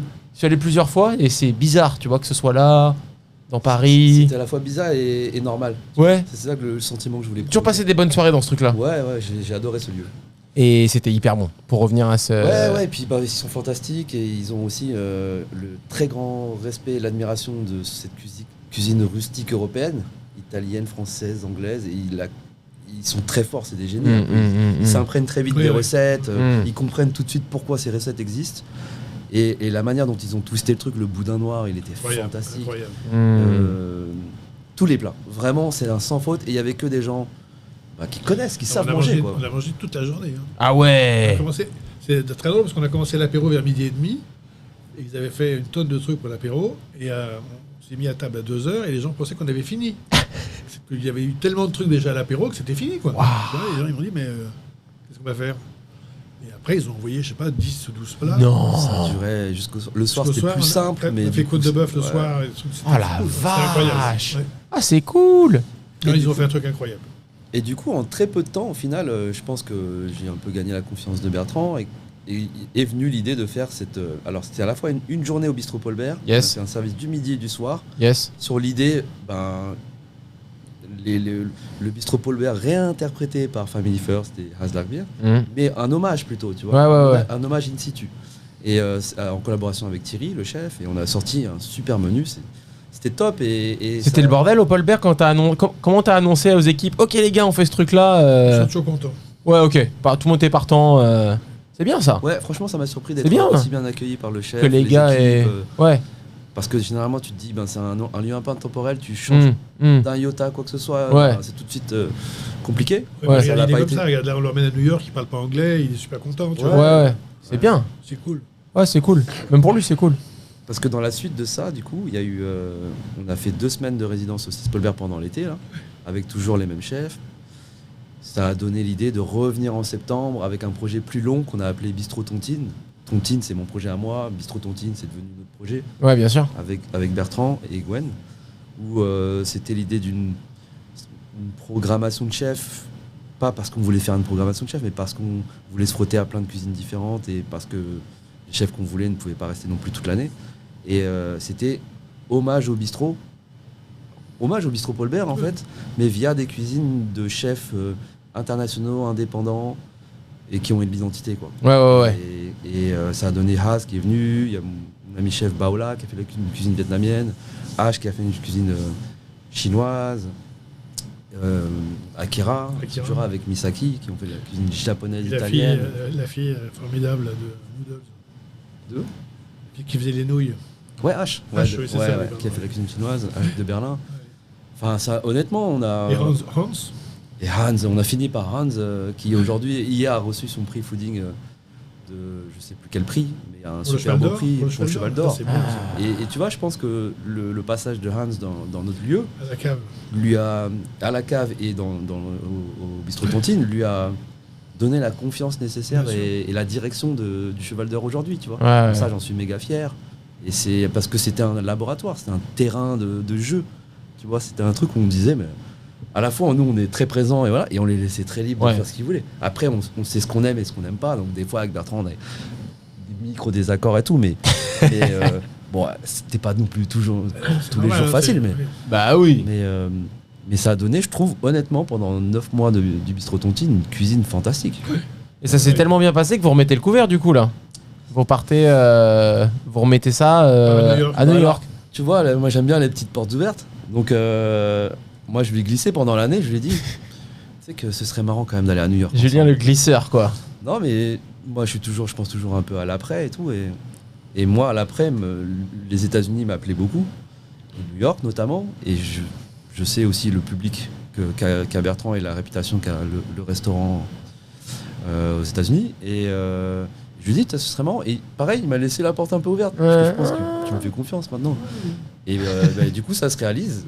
Et, on fait 3 jours du 27 au 29 novembre à New York, à Williamsburg, dans le restaurant Léo. Ok. D'un ami, Joey et Mike, de 2 amis, que j'adore et que je respecte beaucoup dans ce qu'ils font pour le vin, pour leur culture bouffe, elle est comme la nôtre. Donc on se sent en confiance là-bas et ils nous laissent surtout un terrain méga libre de recréer un peu le match retour du bistrot Paul Bert avec Haas Dark Beer à Paris, mais là-bas. Voilà. C'est cool. Ouais, c'est cool. Vous partez quand? Samedi. Moi, je pars samedi. Wow. Moi, je pars jeudi. Parce que je vais un peu tâter le terrain avant. Ouais, avant le ça. boss. C'est bien. Trop cool. Ah, c'est bien que vous continuez comme ça. Et Bertrand, franchement, respect d'avoir cette ouverture. Enfin, je sais pas, enfin, tu vois, il y avait quand même plein de raisons pour que ça se fasse pas, tout ça. Et au final, j'ai été. Enfin, je crois que c'est ce que j'aime chez lui. C'est curieux. Au final, c'est sa curiosité. Ouais, c'est une curiosité. Son ouverture d'esprit. Parce que, pour être honnête, il y a beaucoup de gens de ton profil, de ta génération, qui ont des restaurants qui, honnêtement, sont moins curieux. Sont moins curieux. Et je dirais même, je serais plus méchant. qui restent dans l'idée que cette cuisine doit rester d'une certaine manière, doit pas bouger. On prend pas en compte les nouvelles générations qui arrivent, quoi. Il y a ça, mais il y a aussi, pour minimiser tes compliments, entre guillemets, il y a aussi le fait que pour nous, c'est plus facile, parce qu'on travaille bien depuis longtemps. On n'est pas à se demander comment on va payer nos crédits. Ouais. On a une espèce de tranquillité d'esprit qui fait que si on propose un truc rigolo, et que même si ça marchait pas, et même si on perdait 3 francs 6 sous, c'est pas grave. Voilà. Il y a ça aussi quand même qui fait que c'est pas comme les gens qui viennent de commencer, qui peuvent pas se permettre de... Elle est chouette cette tranquillité. Moi j'ai eu un tout petit avant-goût de ça là, au bout de 10 ans, ça y est, on commence un peu à poser un peu le truc, et c'est pas tomber dans une espèce de complaisance et de fainéantise. Ça y est, c'est gagné, c'est jamais gagné de toute façon. Mais les trucs, tu récupères un peu d'oxygène et tu stresses un peu moins pour les petits trucs. Et voilà, s'il y a un truc qui se passe. On a un peu l'impression que tout va bien, on a gagné des sous, on n'a pas de problème d'argent. Ça peut arriver, on en a eu avec le Covid. Oui. Mais tout va bien. On peut rester sur un truc un peu plat, à se faire chier, et finalement, tu vas finir par descendre. Ouais. Le fait de trouver des gens comme Julien, ça te permet de te... C'est comme l'écriture. Tout d'un coup, tu as des trucs qui sont griffonnés. Tu te dis, là, c'est au-dessus de la ligne. Allons voir ce qui se passe au-dessus de la ligne. C'est ça qui est important. Je veux dire. Petite secousse, des petits... Par exemple, Julien, il nous a fait... nous, dans notre culture des huîtres, on les mange très classiquement citron, machin, etc. Avec Asdagbiet et les autres chefs qu'on a eu avec Julien, ils nous ont montré qu'on pouvait les manger différemment, avec des sauces différentes, etc. On a appris des trucs. Ouais. Tu vois, aujourd'hui, Gwen, elle a envie de mettre un plateau d'huile différent à sa carte, avec des sauces différentes et une manière de les faire différente. Donc voilà, c'est ça aussi. C'est riche. C'est riche, quoi. Ouais, bien sûr. Bah, si c'est pas un C'est échange, très- je vois c'est pas très- pourquoi on le fait. C'est Tu vois. non, mais Ouais. c'est très important. Bien sûr. C'est très important. Vous allez faire quoi à New York? Vous allez manger un peu aussi? Vous allez faire que travailler? Ouais, bah, on en parlait tout à l'heure, Ouais, bien sûr. On va manger. Hein. Gwen, elle me montrait déjà les adresses qu'elle voulait faire. C'est et tout. vrai. Bah, c'est quand même. Bah, New York, c'est quand même. C'est une ville de manger. Hein. C'est autre chose, mais il y a plein de choses très intéressantes. Bien Il y a à sûr. apprendre. Il y a beaucoup de choses horribles, mais il y a des choses fantastiques. Peter Luger, Oh, j'ai fait il y a longtemps. ça c'est déjà fait? C'est coché? Ouais. Alors, j'avais pas été... alors, j'avais été reçu de manière formidable. En fait, on avait fait 2 dîners pour Resi chez Frankie's. Ils sont des Italo-Américains à Brooklyn. Et ils nous avaient emmené le dernier jour manger chez Peter Luger. J'avais trouvé que l'ambiance était incroyable, le lieu est incroyable. J'avais été un peu déçu par le côté envoyé à la va-vite, quoi, tu vois. Ouais, il y a un petit côté jeté. Ouais. Par contre, super gentil. Ouais, ils ont ce sens de l'accueil quand même, il n'y a rien à faire. Hein. C'est Ouais. vrai que- Moi, j'adore. Ouais, Ouais. Service à l'américaine. ouais. Mais que S'y tu retrouves- habitue, c'est ça le que problème. tu retrouves au Canada. Hein. Ouais, Oui. À Montréal, c'est Ouais. encore plus exacerbé. Ah ouais. C'est un truc formidable. Vin mon lapin, qu'est-ce que c'était cool. J'ai bien beaucoup aimé ça à Montréal. Marco, il a bricolé chez nous aussi. D'accord, ok. Puis il a Ok. fait des extras et tout. Il était copain avec Louis-Philippe à l'époque. Ok. Moi, je suis très pote avec Marco et Vania. Je me suis régalé, c'était et puis encore, on en revient toujours au même truc, mais le lieu, l'ambiance et tout, j'étais bien, j'avais pas envie que ça s'arrête quoi. C'est vraiment un Et chouette. déjà, quand ils étaient chez Joe Beef, ils avaient relancé Joe Beef de manière formidable. Moi, je les connais pas du tout. J'y suis allé vraiment. On connaît personne. Bonne réservation, client lambda. Et qu'est-ce que ça s'est passé parce que tu sais jamais après si tu connais. Tu te dis est-ce que ça se passe bien parce qu'on se connaît ou est-ce que ça se passe toujours bien. Là, c'était vraiment la preuve. Moi, je connaissais personne là-bas et on a été reçus. Tu vois, et vraiment, qu'est-ce que c'était bon. Ils étaient gentils. On a bien bu et non, c'est un beau restaurant. Très Ils ont été impressionné. classés meilleur restaurant du Canada. Là. Ouais, bah, mais c'est mérité. Hein. C'était dingue. Vous avez pas trop froid? Je me suis un peu chauffé sur la clim, je Non, crois, non? ça va. Là, vous êtes bien? Ok. J'ai eu tellement chaud dans cette cave que je suis parti dans l'extrême inverse. Bon, de toute façon, les gars, on a fait un bon tour. Je trouve qu'on a raconté un peu les débuts, la suite, maintenant, et puis même limite demain. Là, vous partez, donc je pense qu'on pourrait parler du Paul Bert pendant très très longtemps, mais ouais, moi je suis hyper content qu'on ait pu parler des débuts et de ses lancements, parce que c'est des lieux, ouais, comme ils persistent dans le temps, on connaît leur actualité, mais après, tu vois, le passé s'éloigne de plus en plus, et j'aime bien raconter les débuts des histoires comme ça. On a raté des choses importantes ou pas? Forcément, obligatoirement. Ouais, c'est sûr. Oui, mais là, sûrement, mais ce qui est important au Paul Bert, c'est les gens qu'on a rencontrés. Quoi. Mm. Tu vois, c'est l'humanité. C'est ce qui me paraît le plus important. Quoi. C'est ça qui fait... ouais, c'est À ça la fois le respect qu'on a des gens avec qui on travaille et le respect des gens qu'on a qui viennent passer du bon temps chez toi, qui viennent dépenser de l'argent et t'as pas le droit, quoi. Je veux dire, tu vois, de prendre ça de manière légère, quoi. C'est ma partie préférée, hein, franchement, hein, de restaurateur, mais je crois qu'on est tous d'accord, c'est les potes qui viennent ou les gens qui deviennent des potes, ou t'en as trop de chance d'avoir ces lieux quoi, où tu rencontres des gens tout le temps. Les lieux où tu es sûr de croiser quelqu'un aussi. Ouais, tu Enfin, te croiser sans faire quelqu'un. un entre-soi de la cuisine. Non, de la c'est pas restauration. ça, mais... Tu vois, là, à chaque fois, je croise quelqu'un de Ah la ouais. restauration ou des amis, des gens que j'ai pas vus depuis 10 ans. Ouais. C'est beau ces lieux-là. Ouais. Ah, puis il y a des gens qui nous ont raconté des histoires formidables aussi, tu vois. Combien j'ai de clients américains qui disent toujours la même chose. Ils disent le premier restaurant où on va en atterrissant, c'est le bistrot Paul Bert. Le dernier où on va avant de partir, c'est le bistrot Paul Bert. Ouais, c'est le meilleur. Tu vois, comment il s'appelle Brahimi, là, qui est le chef emblématique australien qui a fait toute la coupe de rugby, qui a fait plein de spots pour la coupe de rugby. Ouais. De rugby, il a sorti la même chose. Il a dit le premier restaurant où je vais, c'est chez toi, et le dernier où je m'en vais, c'est chez toi. Comment tu justifies... Enfin, forcément, c'est très bon, et c'est un lieu, etc., mais... Ouais, je sais. Tu l'expliques ça ou pas? Oui, parce que je pense que tu retrouves ce que tu avais perdu. Qu'est-ce que tu veux dire? Tu vas retrouver le steak au poivre, la langue de bœuf, le souvenir que tu avais 300 avant. Tu vas retrouver la même chose. Tu vois, je veux dire, c'est une espèce de un truc qui perdure dans le temps. J'aime cette constance. C'est le plus dur aussi. Hein, Contrairement à des bistrots qui changent de chef, ou qui changent de format, ouais. ou qui font de la cuisine qui change tout le temps. Ouais. Là où c'est pas sûr. Là, j'espère Les gens qui reviennent ne sont pas déçus. Ouais, il y a eu un gros engouement, je peux comprendre, hein, pour genre changer la carte tous les jours, ou toutes les semaines. Et même nous, on l'a fait à une époque et tout, mais en fait, c'est pas pour moi ces trucs-là. J'aime bien retrouver des plats. Et puis comme ça, tu peux vraiment les maîtriser, quoi. Comment tu peux maîtriser un plat que tu vas faire 2 jours, puis demain il s'en va et on le remplace par un autre truc. T'as des gens très forts. Louis-Philippe Riel. Il arrivait à toujours taper juste. C'est pire que ça. Je l'ai eu pendant 2 ans au 6 Paulbert. Il dictait sa carte à 7h30 le soir. Il ne savait pas à 7h20 ce qu'il allait faire. Et je n'ai jamais mangé 2 fois la même chose. Mais non. C'est-à-dire que par exemple, saison de Saint-Jacques, il y avait de la Saint-Jacques tous les jours. Elle n'était jamais faite pareil. Jamais. C'est fou. Ça, c'est une force incroyable. Ouais, c'est fou.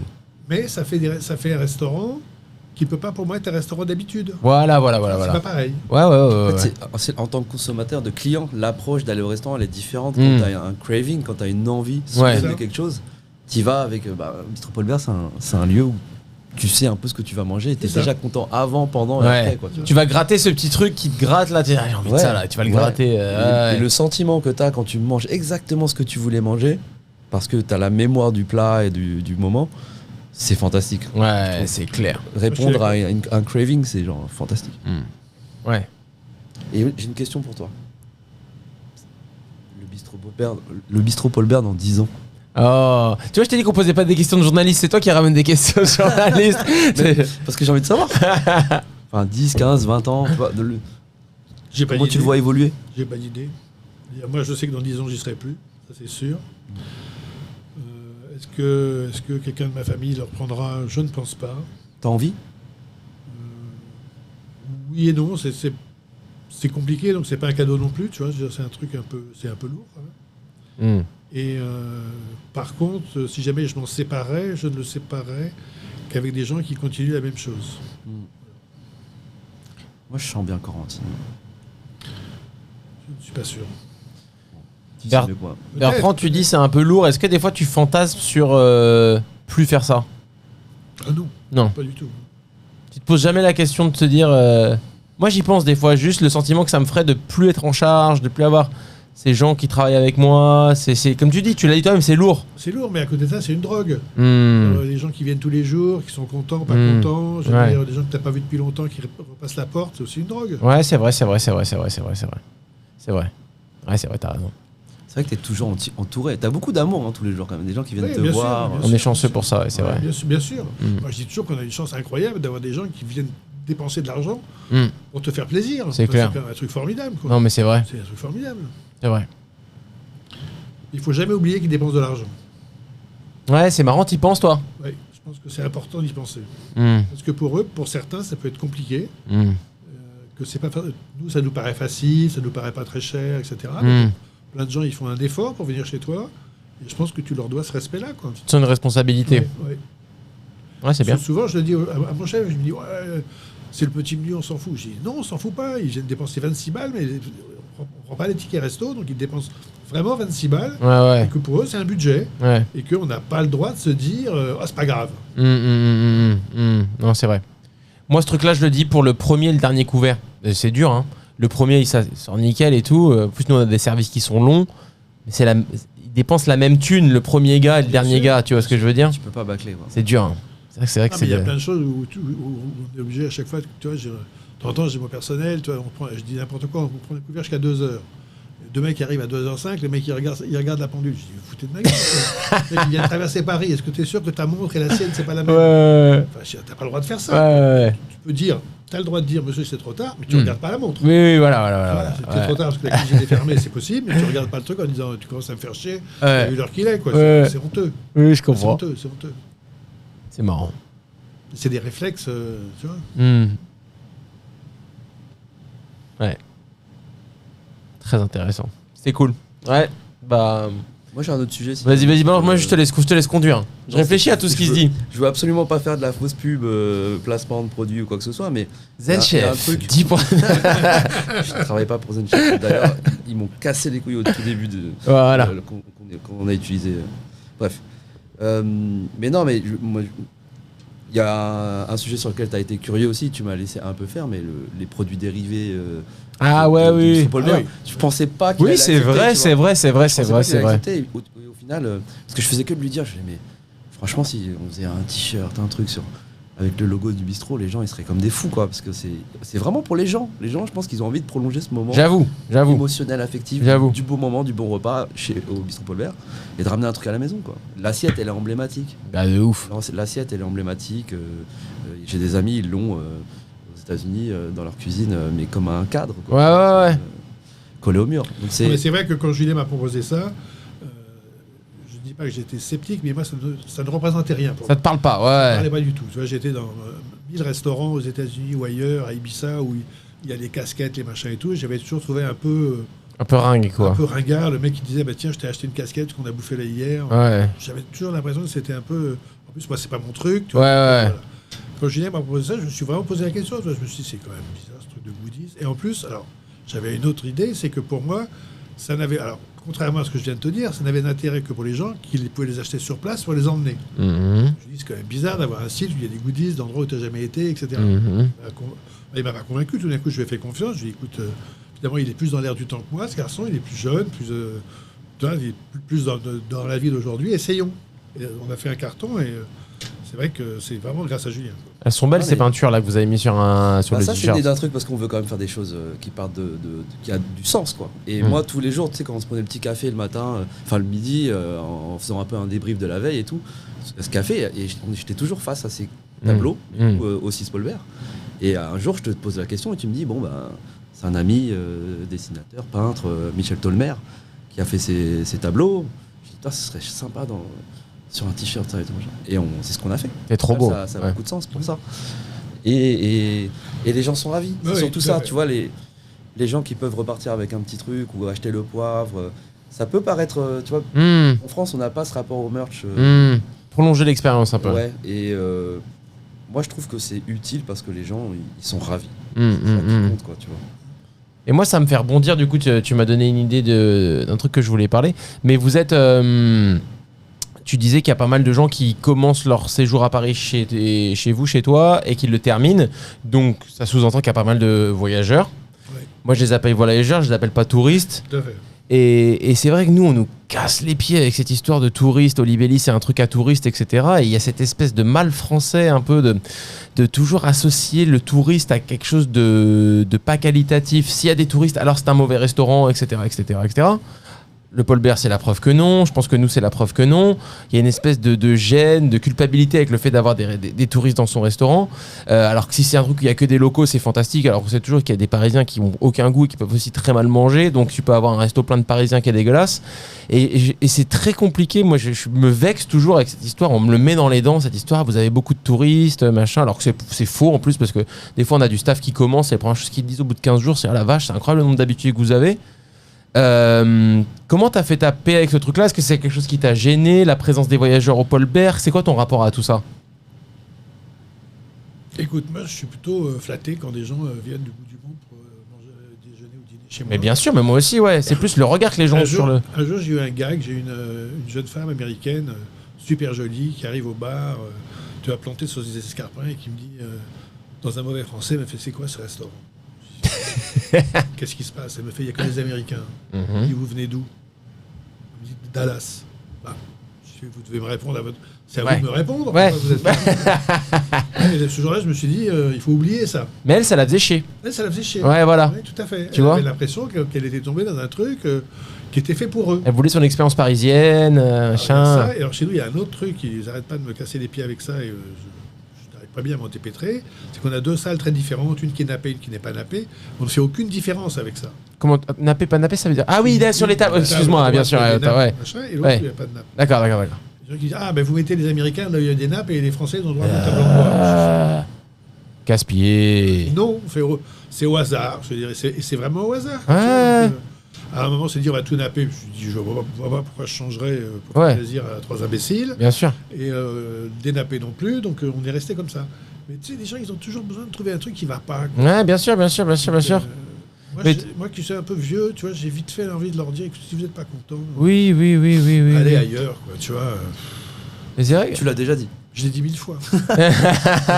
Et pourtant, ils reviennent. Et je n'en ai aucune gloriole, mais j'en ai viré 50. Ouais. Mais c'est vrai que ce gens qui rapport aux t'écoutent. voyageurs, aux touristes, c'est casse-pied. Tu sais, des fois, je prends un coup de fil et ça capte mal dans le resto, donc je me mets devant. Et du coup, t'écoutes un peu ce que les gens disent en passant, tu vois. Et c'est le truc où il y a des touristes et tout, machin, je suis là. C'est tellement diminutif, en fait. Il se passe tellement plus que ça, quoi. On parle de la cuisine, viens, on parle du sourcing, viens, on parle de, tu vois, de tout ça. Pourquoi et j'ai l'impression que le seul truc un peu intéressant qu'ils trouvent à dire, c'est genre, il y a toujours des touristes, etc. Alors que je pense que Bertrand, il a super bien répondu. S'ils viennent du bout du monde, c'est Ah qu'il a bah, c'est raison hyper. aussi, tu vois. Exactement, on arrive à On mettre est un fiers, espèce au de final. twist négatif Ouais, là-dessus, Ouais, on est fiers. hyper casse-pied, quoi. Bon, on a Moi, quand je même suis super fier. Hein. Et d'autant que dans ces voyageurs qui viennent chez nous, il y a énormément de gens du monde de la cuisine, ce qui est encore, c'est puissance 2. Quoi. Bien sûr, bien sûr, bien sûr, bien sûr. Je vois des chefs dont j'ai jamais entendu parler qui sont là à me dire on fait un selfie, machin et tout. J'ai envie de leur dire, mais je suis pas la vierge, quoi. Tu vois. mais enfin, à côté de ça, Qu'est-ce qui s'en rapproche le plus en France? Je leur fais toujours avec plaisir parce que c'est vrai que c'est une reconnaissance. Bien sûr, incroyable, quoi, tu bien vois. sûr, bien sûr, bien sûr, bien sûr, bien sûr. Ouais, c'est vrai. Le mieux, c'est quand t'as des habitués internationaux. Ces habitués de quartier, oui, qui viennent manger une fois le mardi, une fois le vendredi, c'est cool. Mais des gens qui viennent manger tous les ans, tu vois, des trucs Ouais. comme ça, et tu commences à avoir des J'en ai- habitués. j'en ai plein. Ouais, c'est marrant ça. Hein. J'ai un couple. Elle, c'est drôle parce qu'elle est américaine, elle habite Los Angeles, et plus américaine, tu peux pas imaginer. Le hasard veut qu'elle a passé 6 mois à Quimper quand elle avait 15 ans, je sais pas pourquoi. Ok. Donc, voilà. Elle vient. Avec son mari, ils font un demi-tour du monde tous les ans et ils passent 3 semaines à Paris. Ok. Eh bien, les 3 semaines où elle est là, elle veut la table numéro 8 à 9h le soir pour 2. Arrête. Elle m'envoie un mail 2 mois avant, elle me fait Bertrand, Non. we are coming, we would like half table, Non, non, non. depuis 5 ans. Arrête. Patricia Brandt. Ça, c'est incroyable. Patricia Brandt. C'est- Bonjour Patricia. Patricia, shout out. C'est incroyable. J'aime bien les histoires comme ça, C'est moi. beau. non C'est génial, c'est Tu vois, génial. Par mail en plus. Tu vois, c'est Ouais, fantastique. c'est trop bien. Et elle me like sur Instagram tous les jours, toutes mes photos, elle me dit so nice, so good, tu vois, avec des petits cœurs, des machins et tout. C'est une dame qui a 60 ans, hein, c'est pas... Tu reçois des messages bizarres sur Instagram? Ah ouais, vas-y, raconte. Non, franchement pas. Non. Ouais, mais je pense Alors, qu'il y a moi, beaucoup. j'ai un truc, dès que j'ai un truc que je trouve où je comprends pas bien, où je pense qu'il y a un truc négatif, je vire dans l'instant. Tu dégages le truc. Ouais. Ah, on vous tourne autour un peu. Tu sais, les trucs qui marchent bien, ils se font souvent tourner autour. Tu Je vois, connais que pas trop, voilà. ça va. Ouais, T'as dit quoi, tu? pas trop. Non, ça va. Non, ça- On te laisse tranquille. ouais, ouais. Casse les pieds, moi. Bah, je pense qu'on a peur de l'approcher. Ouais, c'est bien. Tu crées un peu ce mystique. Ouais, franchement, j'ai pas grand-chose. quoi. Ouais, ouais. Si j'ai un poste tous les 2 mois qui me dérange, que je vire, ça Ah serait- non, je pensais pas à ça, mais tu sais, les gens qui étaient un peu les sensus, quoi. Vous voulez pas faire ci, vous voulez pas faire ça, je sais pas, tu sais, genre. J'ai l'impression d'être démarché H24, moi, en Non, ce moment. non. Démarché tout le temps. Ils veulent vendre des trucs, des machins, Ah des ouais. solutions, des Alors, chefs. tu sais, moi, la réponse, moi, elle est facile. Oui, il y a des gens qui, tout d'un coup, veulent me vendre des légumes, des trucs, des machins. Je dis, écoutez, je suis organisé depuis 20 ans, il fallait venir avant, quoi. Je n'ai pas changé demain matin. En plus, moi, j'ai un côté fidèle, c'est sûr, Mm. tu vois. Moi, par exemple, j'ai le pain de Pougeran depuis 25 ans. ok, je suis copain avec lui, etc. Son pain, je le dis là, franchement, il le sait, il a été moyen pendant 6 mois. Jamais j'ai pensé que j'allais changer de Oui. 25 ans, je travaille avec toi, t'as des merdes dans ton fournil, eh ben, on va attendre, Bah oui. on va se démerder. C'est quoi, ça tu vois. aussi, le. Ouais, ouais, ouais. Il y a un truc, tu changes pas d'amis. Non. Hein Oui, oui, c'est très bien dit. Ouais, c'est vrai. C'est vrai, c'est vrai. Intéressant. Très cool. Juste, t'as encore des petites questions? À un moment donné, je pense qu'il faut arrêter. Parce que on a faim. C'est bien dit. Ouais, c'est vrai mais qu'il je pense faut- que On a fait le tour quand même. On a fait un bon tour. Bah merci en tout cas, c'est hyper. C'est encore une preuve de plus de ta curiosité d'être venu et on se connaît pas et donc de voilà, venir se faire filmer, enregistrer pendant 1h30. moi, je voudrais que c'est pas pour que tout le tu monde. dises une dernière chose. Ah, Qu'est-ce que tu m'as répondu quand je t'ai demandé pourquoi tu as créé, comment s'est créé le bistrot Paul Bert? c'est vrai que j'ai même pas Oui, posé quelque cette chose. question. Bien sûr, moi. Ouais. Tu m'as dit un truc très simple. Mais par amour. Voilà. Ah, oui, parce que Évidemment, c'est ça en fait. Évidemment, c'est une histoire d'amour. Oui. Ouais, bien sûr. C'était pour pouvoir vivre et travailler Ouais, avec ta Toi compagne. qui Ouais. travailles avec, Bah oui. Sarah, du coup, vous deux, en binôme, entrepreneur et tous les jours. Tout à l'heure, Gwen, je lui posais la question, elle m'a dit, mais parce qu'on voulait être ensemble. On voulait travailler ouais. ensemble. Moi, C'est j'avais rare. une vie. Moi, j'ai rencontré Gwen, j'avais 40 ans. Ok. Elle avait 25, j'avais 40. Ok. 42, on a 17 ans d'écart. J'avais déjà divorcé 2 fois, j'avais déjà eu des mômes, ça s'était bien passé, mal passé, j'avais eu plein d'aventures, j'avais bossé dans des endroits pas possibles. Quand tu recommences à 40 balais, il faut que ça...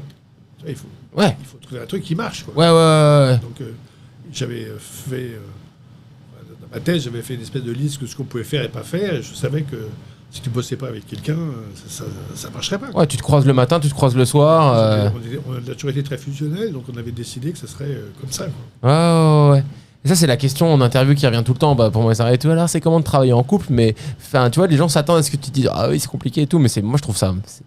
C'est une chance. C'est magique. On en revient à cette heure de chance. On a de la magique, chance, ce quoi. que je disais tout à l'heure, je veux dire, regarde Frenchy, Ouais. il travaille en couple, c'est formidable. Ah. Le Villaret, il travaille en couple, c'est formidable. Ah. Le repère de cartouches, il Rigmarole. travaille en couple, Le Rigmarole, ouais, c'est eux, clair. Ils ont même mis, en plus, eux, ils ont mis un truc encore au-dessus de ça. C'est que leur vie privée passera toujours avant leur Ouais. vie professionnelle. Ouais. C'est encore plus fort. Il n'est pas arrivé à ça. Notre vie professionnelle a souvent quand même Pris le pas. pris le pas sur notre vie privée. Mais il n'empêche. Le perche, c'était pour protéger un peu le privé aussi. C'était une décision. Le perche, c'est un peu plus compliqué que ça. C'est-à-dire que Gwen, elle a une maison en Bretagne, ses parents sont ostréiculteurs, elle est associée avec son frère, donc il y avait une espèce d'attache forte sur la Bretagne, et on voulait créer un truc qui ne soit pas en Bretagne, Ok. qui soit vraiment à nous. Ok. Donc, et on s'est dit, finalement, c'est sur la route, donc tu vois, on peut passer 3 jours dans le Perche et aller en Bretagne, ou le contraire, mais c'est un truc qui sera vraiment comme on voulait le faire. Ouais. C'est vraiment notre truc à Ça nous. n'appartient qu'à vous. Oui, absolument. Nous, le perche, c'était pour ça. C'était pour que de temps en temps, le perso prenne le pas sur le pro. Parce que si tu es à Paris, eh ben, tu décroches le téléphone. S'il y a une fuite d'eau, tu vas au resto. Ah oui. Et s'il y a 130 km, tu peux pas. Et nous, on a ça en Bretagne, puisque la maison qu'on a en Bretagne, il y a un resto en dessous, qu'on fait tourner, qui plus à Gwen qu'à moi, elle s'en occupe plus que je m'en occupe. Il n'empêche que, dès qu'il y a une merde, on est au-dessus, Bertrand, tu peux venir voir. C'est pour Gwen, toi. tu peux venir voir. Ouais. On passe l'été à se prendre la tête. Tu vois. Ouais. J'ai longtemps fantasmé à habiter au-dessus du resto, mais je crois c'est que c'est catastrophe, pas. c'est C'est une Ouais. grande erreur. Ouais, Mais t'as un truc dans le Perche aussi? Ouais, on a avec J'avais en 2019, on a acheté. T'es où? La Croix du Perche, c'est vers Brou. Ah oui. Ouais. Nous, on est à Colonard-Corubert. C'est où? Nocé. Ouais, d'accord. C'est beau, hein. On a de la chance. Une fois de plus, on a de la chance. Hein. On a de la chance. Puis alors, autour de nous, pas grâce à nous, mais il y a un agrégat formidable. Il y a Sven qui a monté son resto. Ouais. Il y a Après l'école, que moi j'adore. Après l'école que j'adore. J'adore. Ouais. Il y a maintenant Silo à Mortagne. Ah, pas fait encore ça. Formidable. Ok. Ça a l'air chouette. Ouais. Ouais, ça a l'air très bien. C'est nouveau ça. C'est assez récent. Ça a 2 Ouais. mois, 3 mois. Oh ouais, ça j'ai pas fait. Ouais. Non, c'est vrai qu'on est bien. Qu'est-ce qu'on est Moi, bien. j'adore. Il y a du Nil. Du Nil. Moi, j'ai Ouais. toujours bien déjeuné à du Nil. Oh ouais, c'est clair. Oui, bien sûr. Et cette main, tu rentres à Paris, t'es content, je trouve, Ouais. tu vois. Et nous, on y va moins en ce moment, on n'y arrive pas. Ouais. Et ça me manque. Ça me manque, ouais, c'est ça. Et ça me fait aussi réapprécier rester à Paris le week-end. Parce qu'à un moment, on allait dans le Perche tous les week-ends. C'est pas à Paris, non? Tu vois, hein? C'est pas à Paris, le Perche? C'est pas. Ça commence à devenir. Non, mais tu vois, ce week-end, c'était là, genre, viens, on reste. Et j'étais là, oh, tiens, au week-end parisien. Et c'était chambé, tu vois. Tu revois. Enfin, c'est une chance de dingue, hein. Mais de pouvoir. Je sais pas. Tu sais, à un moment, je sentais que je tirais un peu la langue. Et je me suis dit, soit on fait ce truc-là. Et je peux continuer au Libelli X années et Paris X années. Ça m'apporte cet équilibre et cette recharge. Ou alors, ça va plus durer très longtemps, quoi. Tu vois, il faut un moment, je pense, avoir cet exutoire. Pas parce qu'on n'aime pas la vie qu'on a, mais parce qu'elle est intense. Et là-bas, tout se pose, quoi. Alors nous, en plus, on a fait des potagers pour les restos là-bas. Donc, Arrête. Raconte rapidement. oui, bon, Ou pas, mais c'est intéressant. Non, on avait pas mal de... On a acheté des propriétés où il y avait 5-6 hectares. Ok. On a les chevaux parce que ma fille monte beaucoup à cheval. Ok. Et puis je me suis dit, c'est trop con d'être à la campagne et de ne pas avoir... faire des légumes propres et sains. Quoi. Bah ouais. Je pense qu'on a été avec Passard, on a été un des premiers. Quoi. Ok. On l'a fait d'une manière moins carrée que Passard. Et on a un salarié à l'année. Et on fait un demi-hectare de potager. Ça va au Paul-Bert ou pas? Oui. Un petit peu, ouais. Ouais, si, quand même. Tant que ça produit, ça va au Paul-Bert. Ouais. J'ai jamais communiqué trop dessus parce que... Tu peux pas le garantir c'est H24. pas 100%. Ouais, voilà. Ça, c'est trop bien. J'aurais bien aimé faire Et ça. c'est cool, hein. Ouais, c'est super cool. Hein. Incroyable. Toi, quand le mardi matin, le mec arrive avec la camionnette, on met tous les légumes par terre. Les gens, ils sont comme des fous. Hein. C'est trop bien. Même toi, c'est chouette, Ouais, quoi. j'adore, Ouais. C'est un super projet. Là, je savais pas ça. C'est vrai que t'as pas beaucoup communiqué dessus. Mais c'est bien comme ça. Très cool. Jus de pomme. Jus de pomme? On met du jus de pomme aussi. Ouais. Regarde, on a de la pomme. Nous aussi, on a 3 pommiers. Qu'est-ce que ça donne, la vache. donne, hein, ça Ah ouais. Non, c'est magnifique le perche. Franchement, on a beaucoup de chance. Il y a beaucoup de gens maintenant. Ouais, ça commence, hein. Comment il s'appelle l'Italien qui a acheté les maisons? Oui, j'ai vu, il a posté ce week-end, non? Comment il Tiens, s'appelle lui aussi, Giovanni. Giovanni. Ouais, j'ai vu ça Non, aussi. pas oui, Passerini, ouais. c'est ça. Et j'ai vu ça, j'étais là. Ah. Il est sous Mortagne. Mais en fait, c'est pas con parce que c'est pas très loin et c'est C'est beau encore pas trop cher. et c'est pas trop cher. Et tu sais, ce qui m'a plu, c'est que c'était, ça a été un peu protégé, je trouve. Ça a encore vraiment ce côté. On est tous en guerre, hein, ils veulent mettre des éoliennes partout. Hein. Ah ouais, je savais pas. Ouais. Mais tu vois, plus la Normandie, je trouve que ça a pris cher pendant la guerre quand même. Tu vois, je trouve qu'il y a des trucs cassés. Il y a des coins qui sont tristes presque encore, tu vois. Alors que le Perche, personne n'y a touché depuis quoi, le Moyen-Âge, tu vois. Du coup, quand t'es en forêt, quand t'es en machin, c'est des vieux coins, quoi. Je sais pas, je n'y habite pas. Mais viens nous voir. Mais t'es allé chez Bertrand? Oui, mais non, mais Et j'adore t'as aussi. Puis je t'ai vu chez Duny, en mangeant chez Duny. Oui. Ouais. Et puis il a des attaches dans le Perche. Ouais. Ouais, j'en ai eu, ouais. J'en ai toujours, un peu. Oui, je suis sûr. Non, c'est très cool. Ouais. Parfait, les gars. Bah, merci beaucoup encore une fois. Et C'était super cool. bah, je suis content que ça t'ait plu. J'avoue que c'est toujours un peu, je sais pas, il y a toujours un peu d'appréhension de recevoir quelqu'un. Tu dis comment ça va se passer, mais j'avais pas trop de doutes quand même. Ah, mais c'est toujours agréable de parler des choses qu'on aime. Hein. Ouais. C'est un truc, tu vois. C'est vrai. Et ouais. Bah, merci d'avoir partagé avec nous, Jules. Merci d'avoir organisé cette plaisir. rencontre. Encore une victoire de Family First. C'est ça. Et puis vive le pôle vert, vive tout ça. Et puis à bientôt pour un prochain épisode. Je ne sais pas du tout. Je suis encore en bataille pour faire venir Ten Bells. On va finir par y arriver.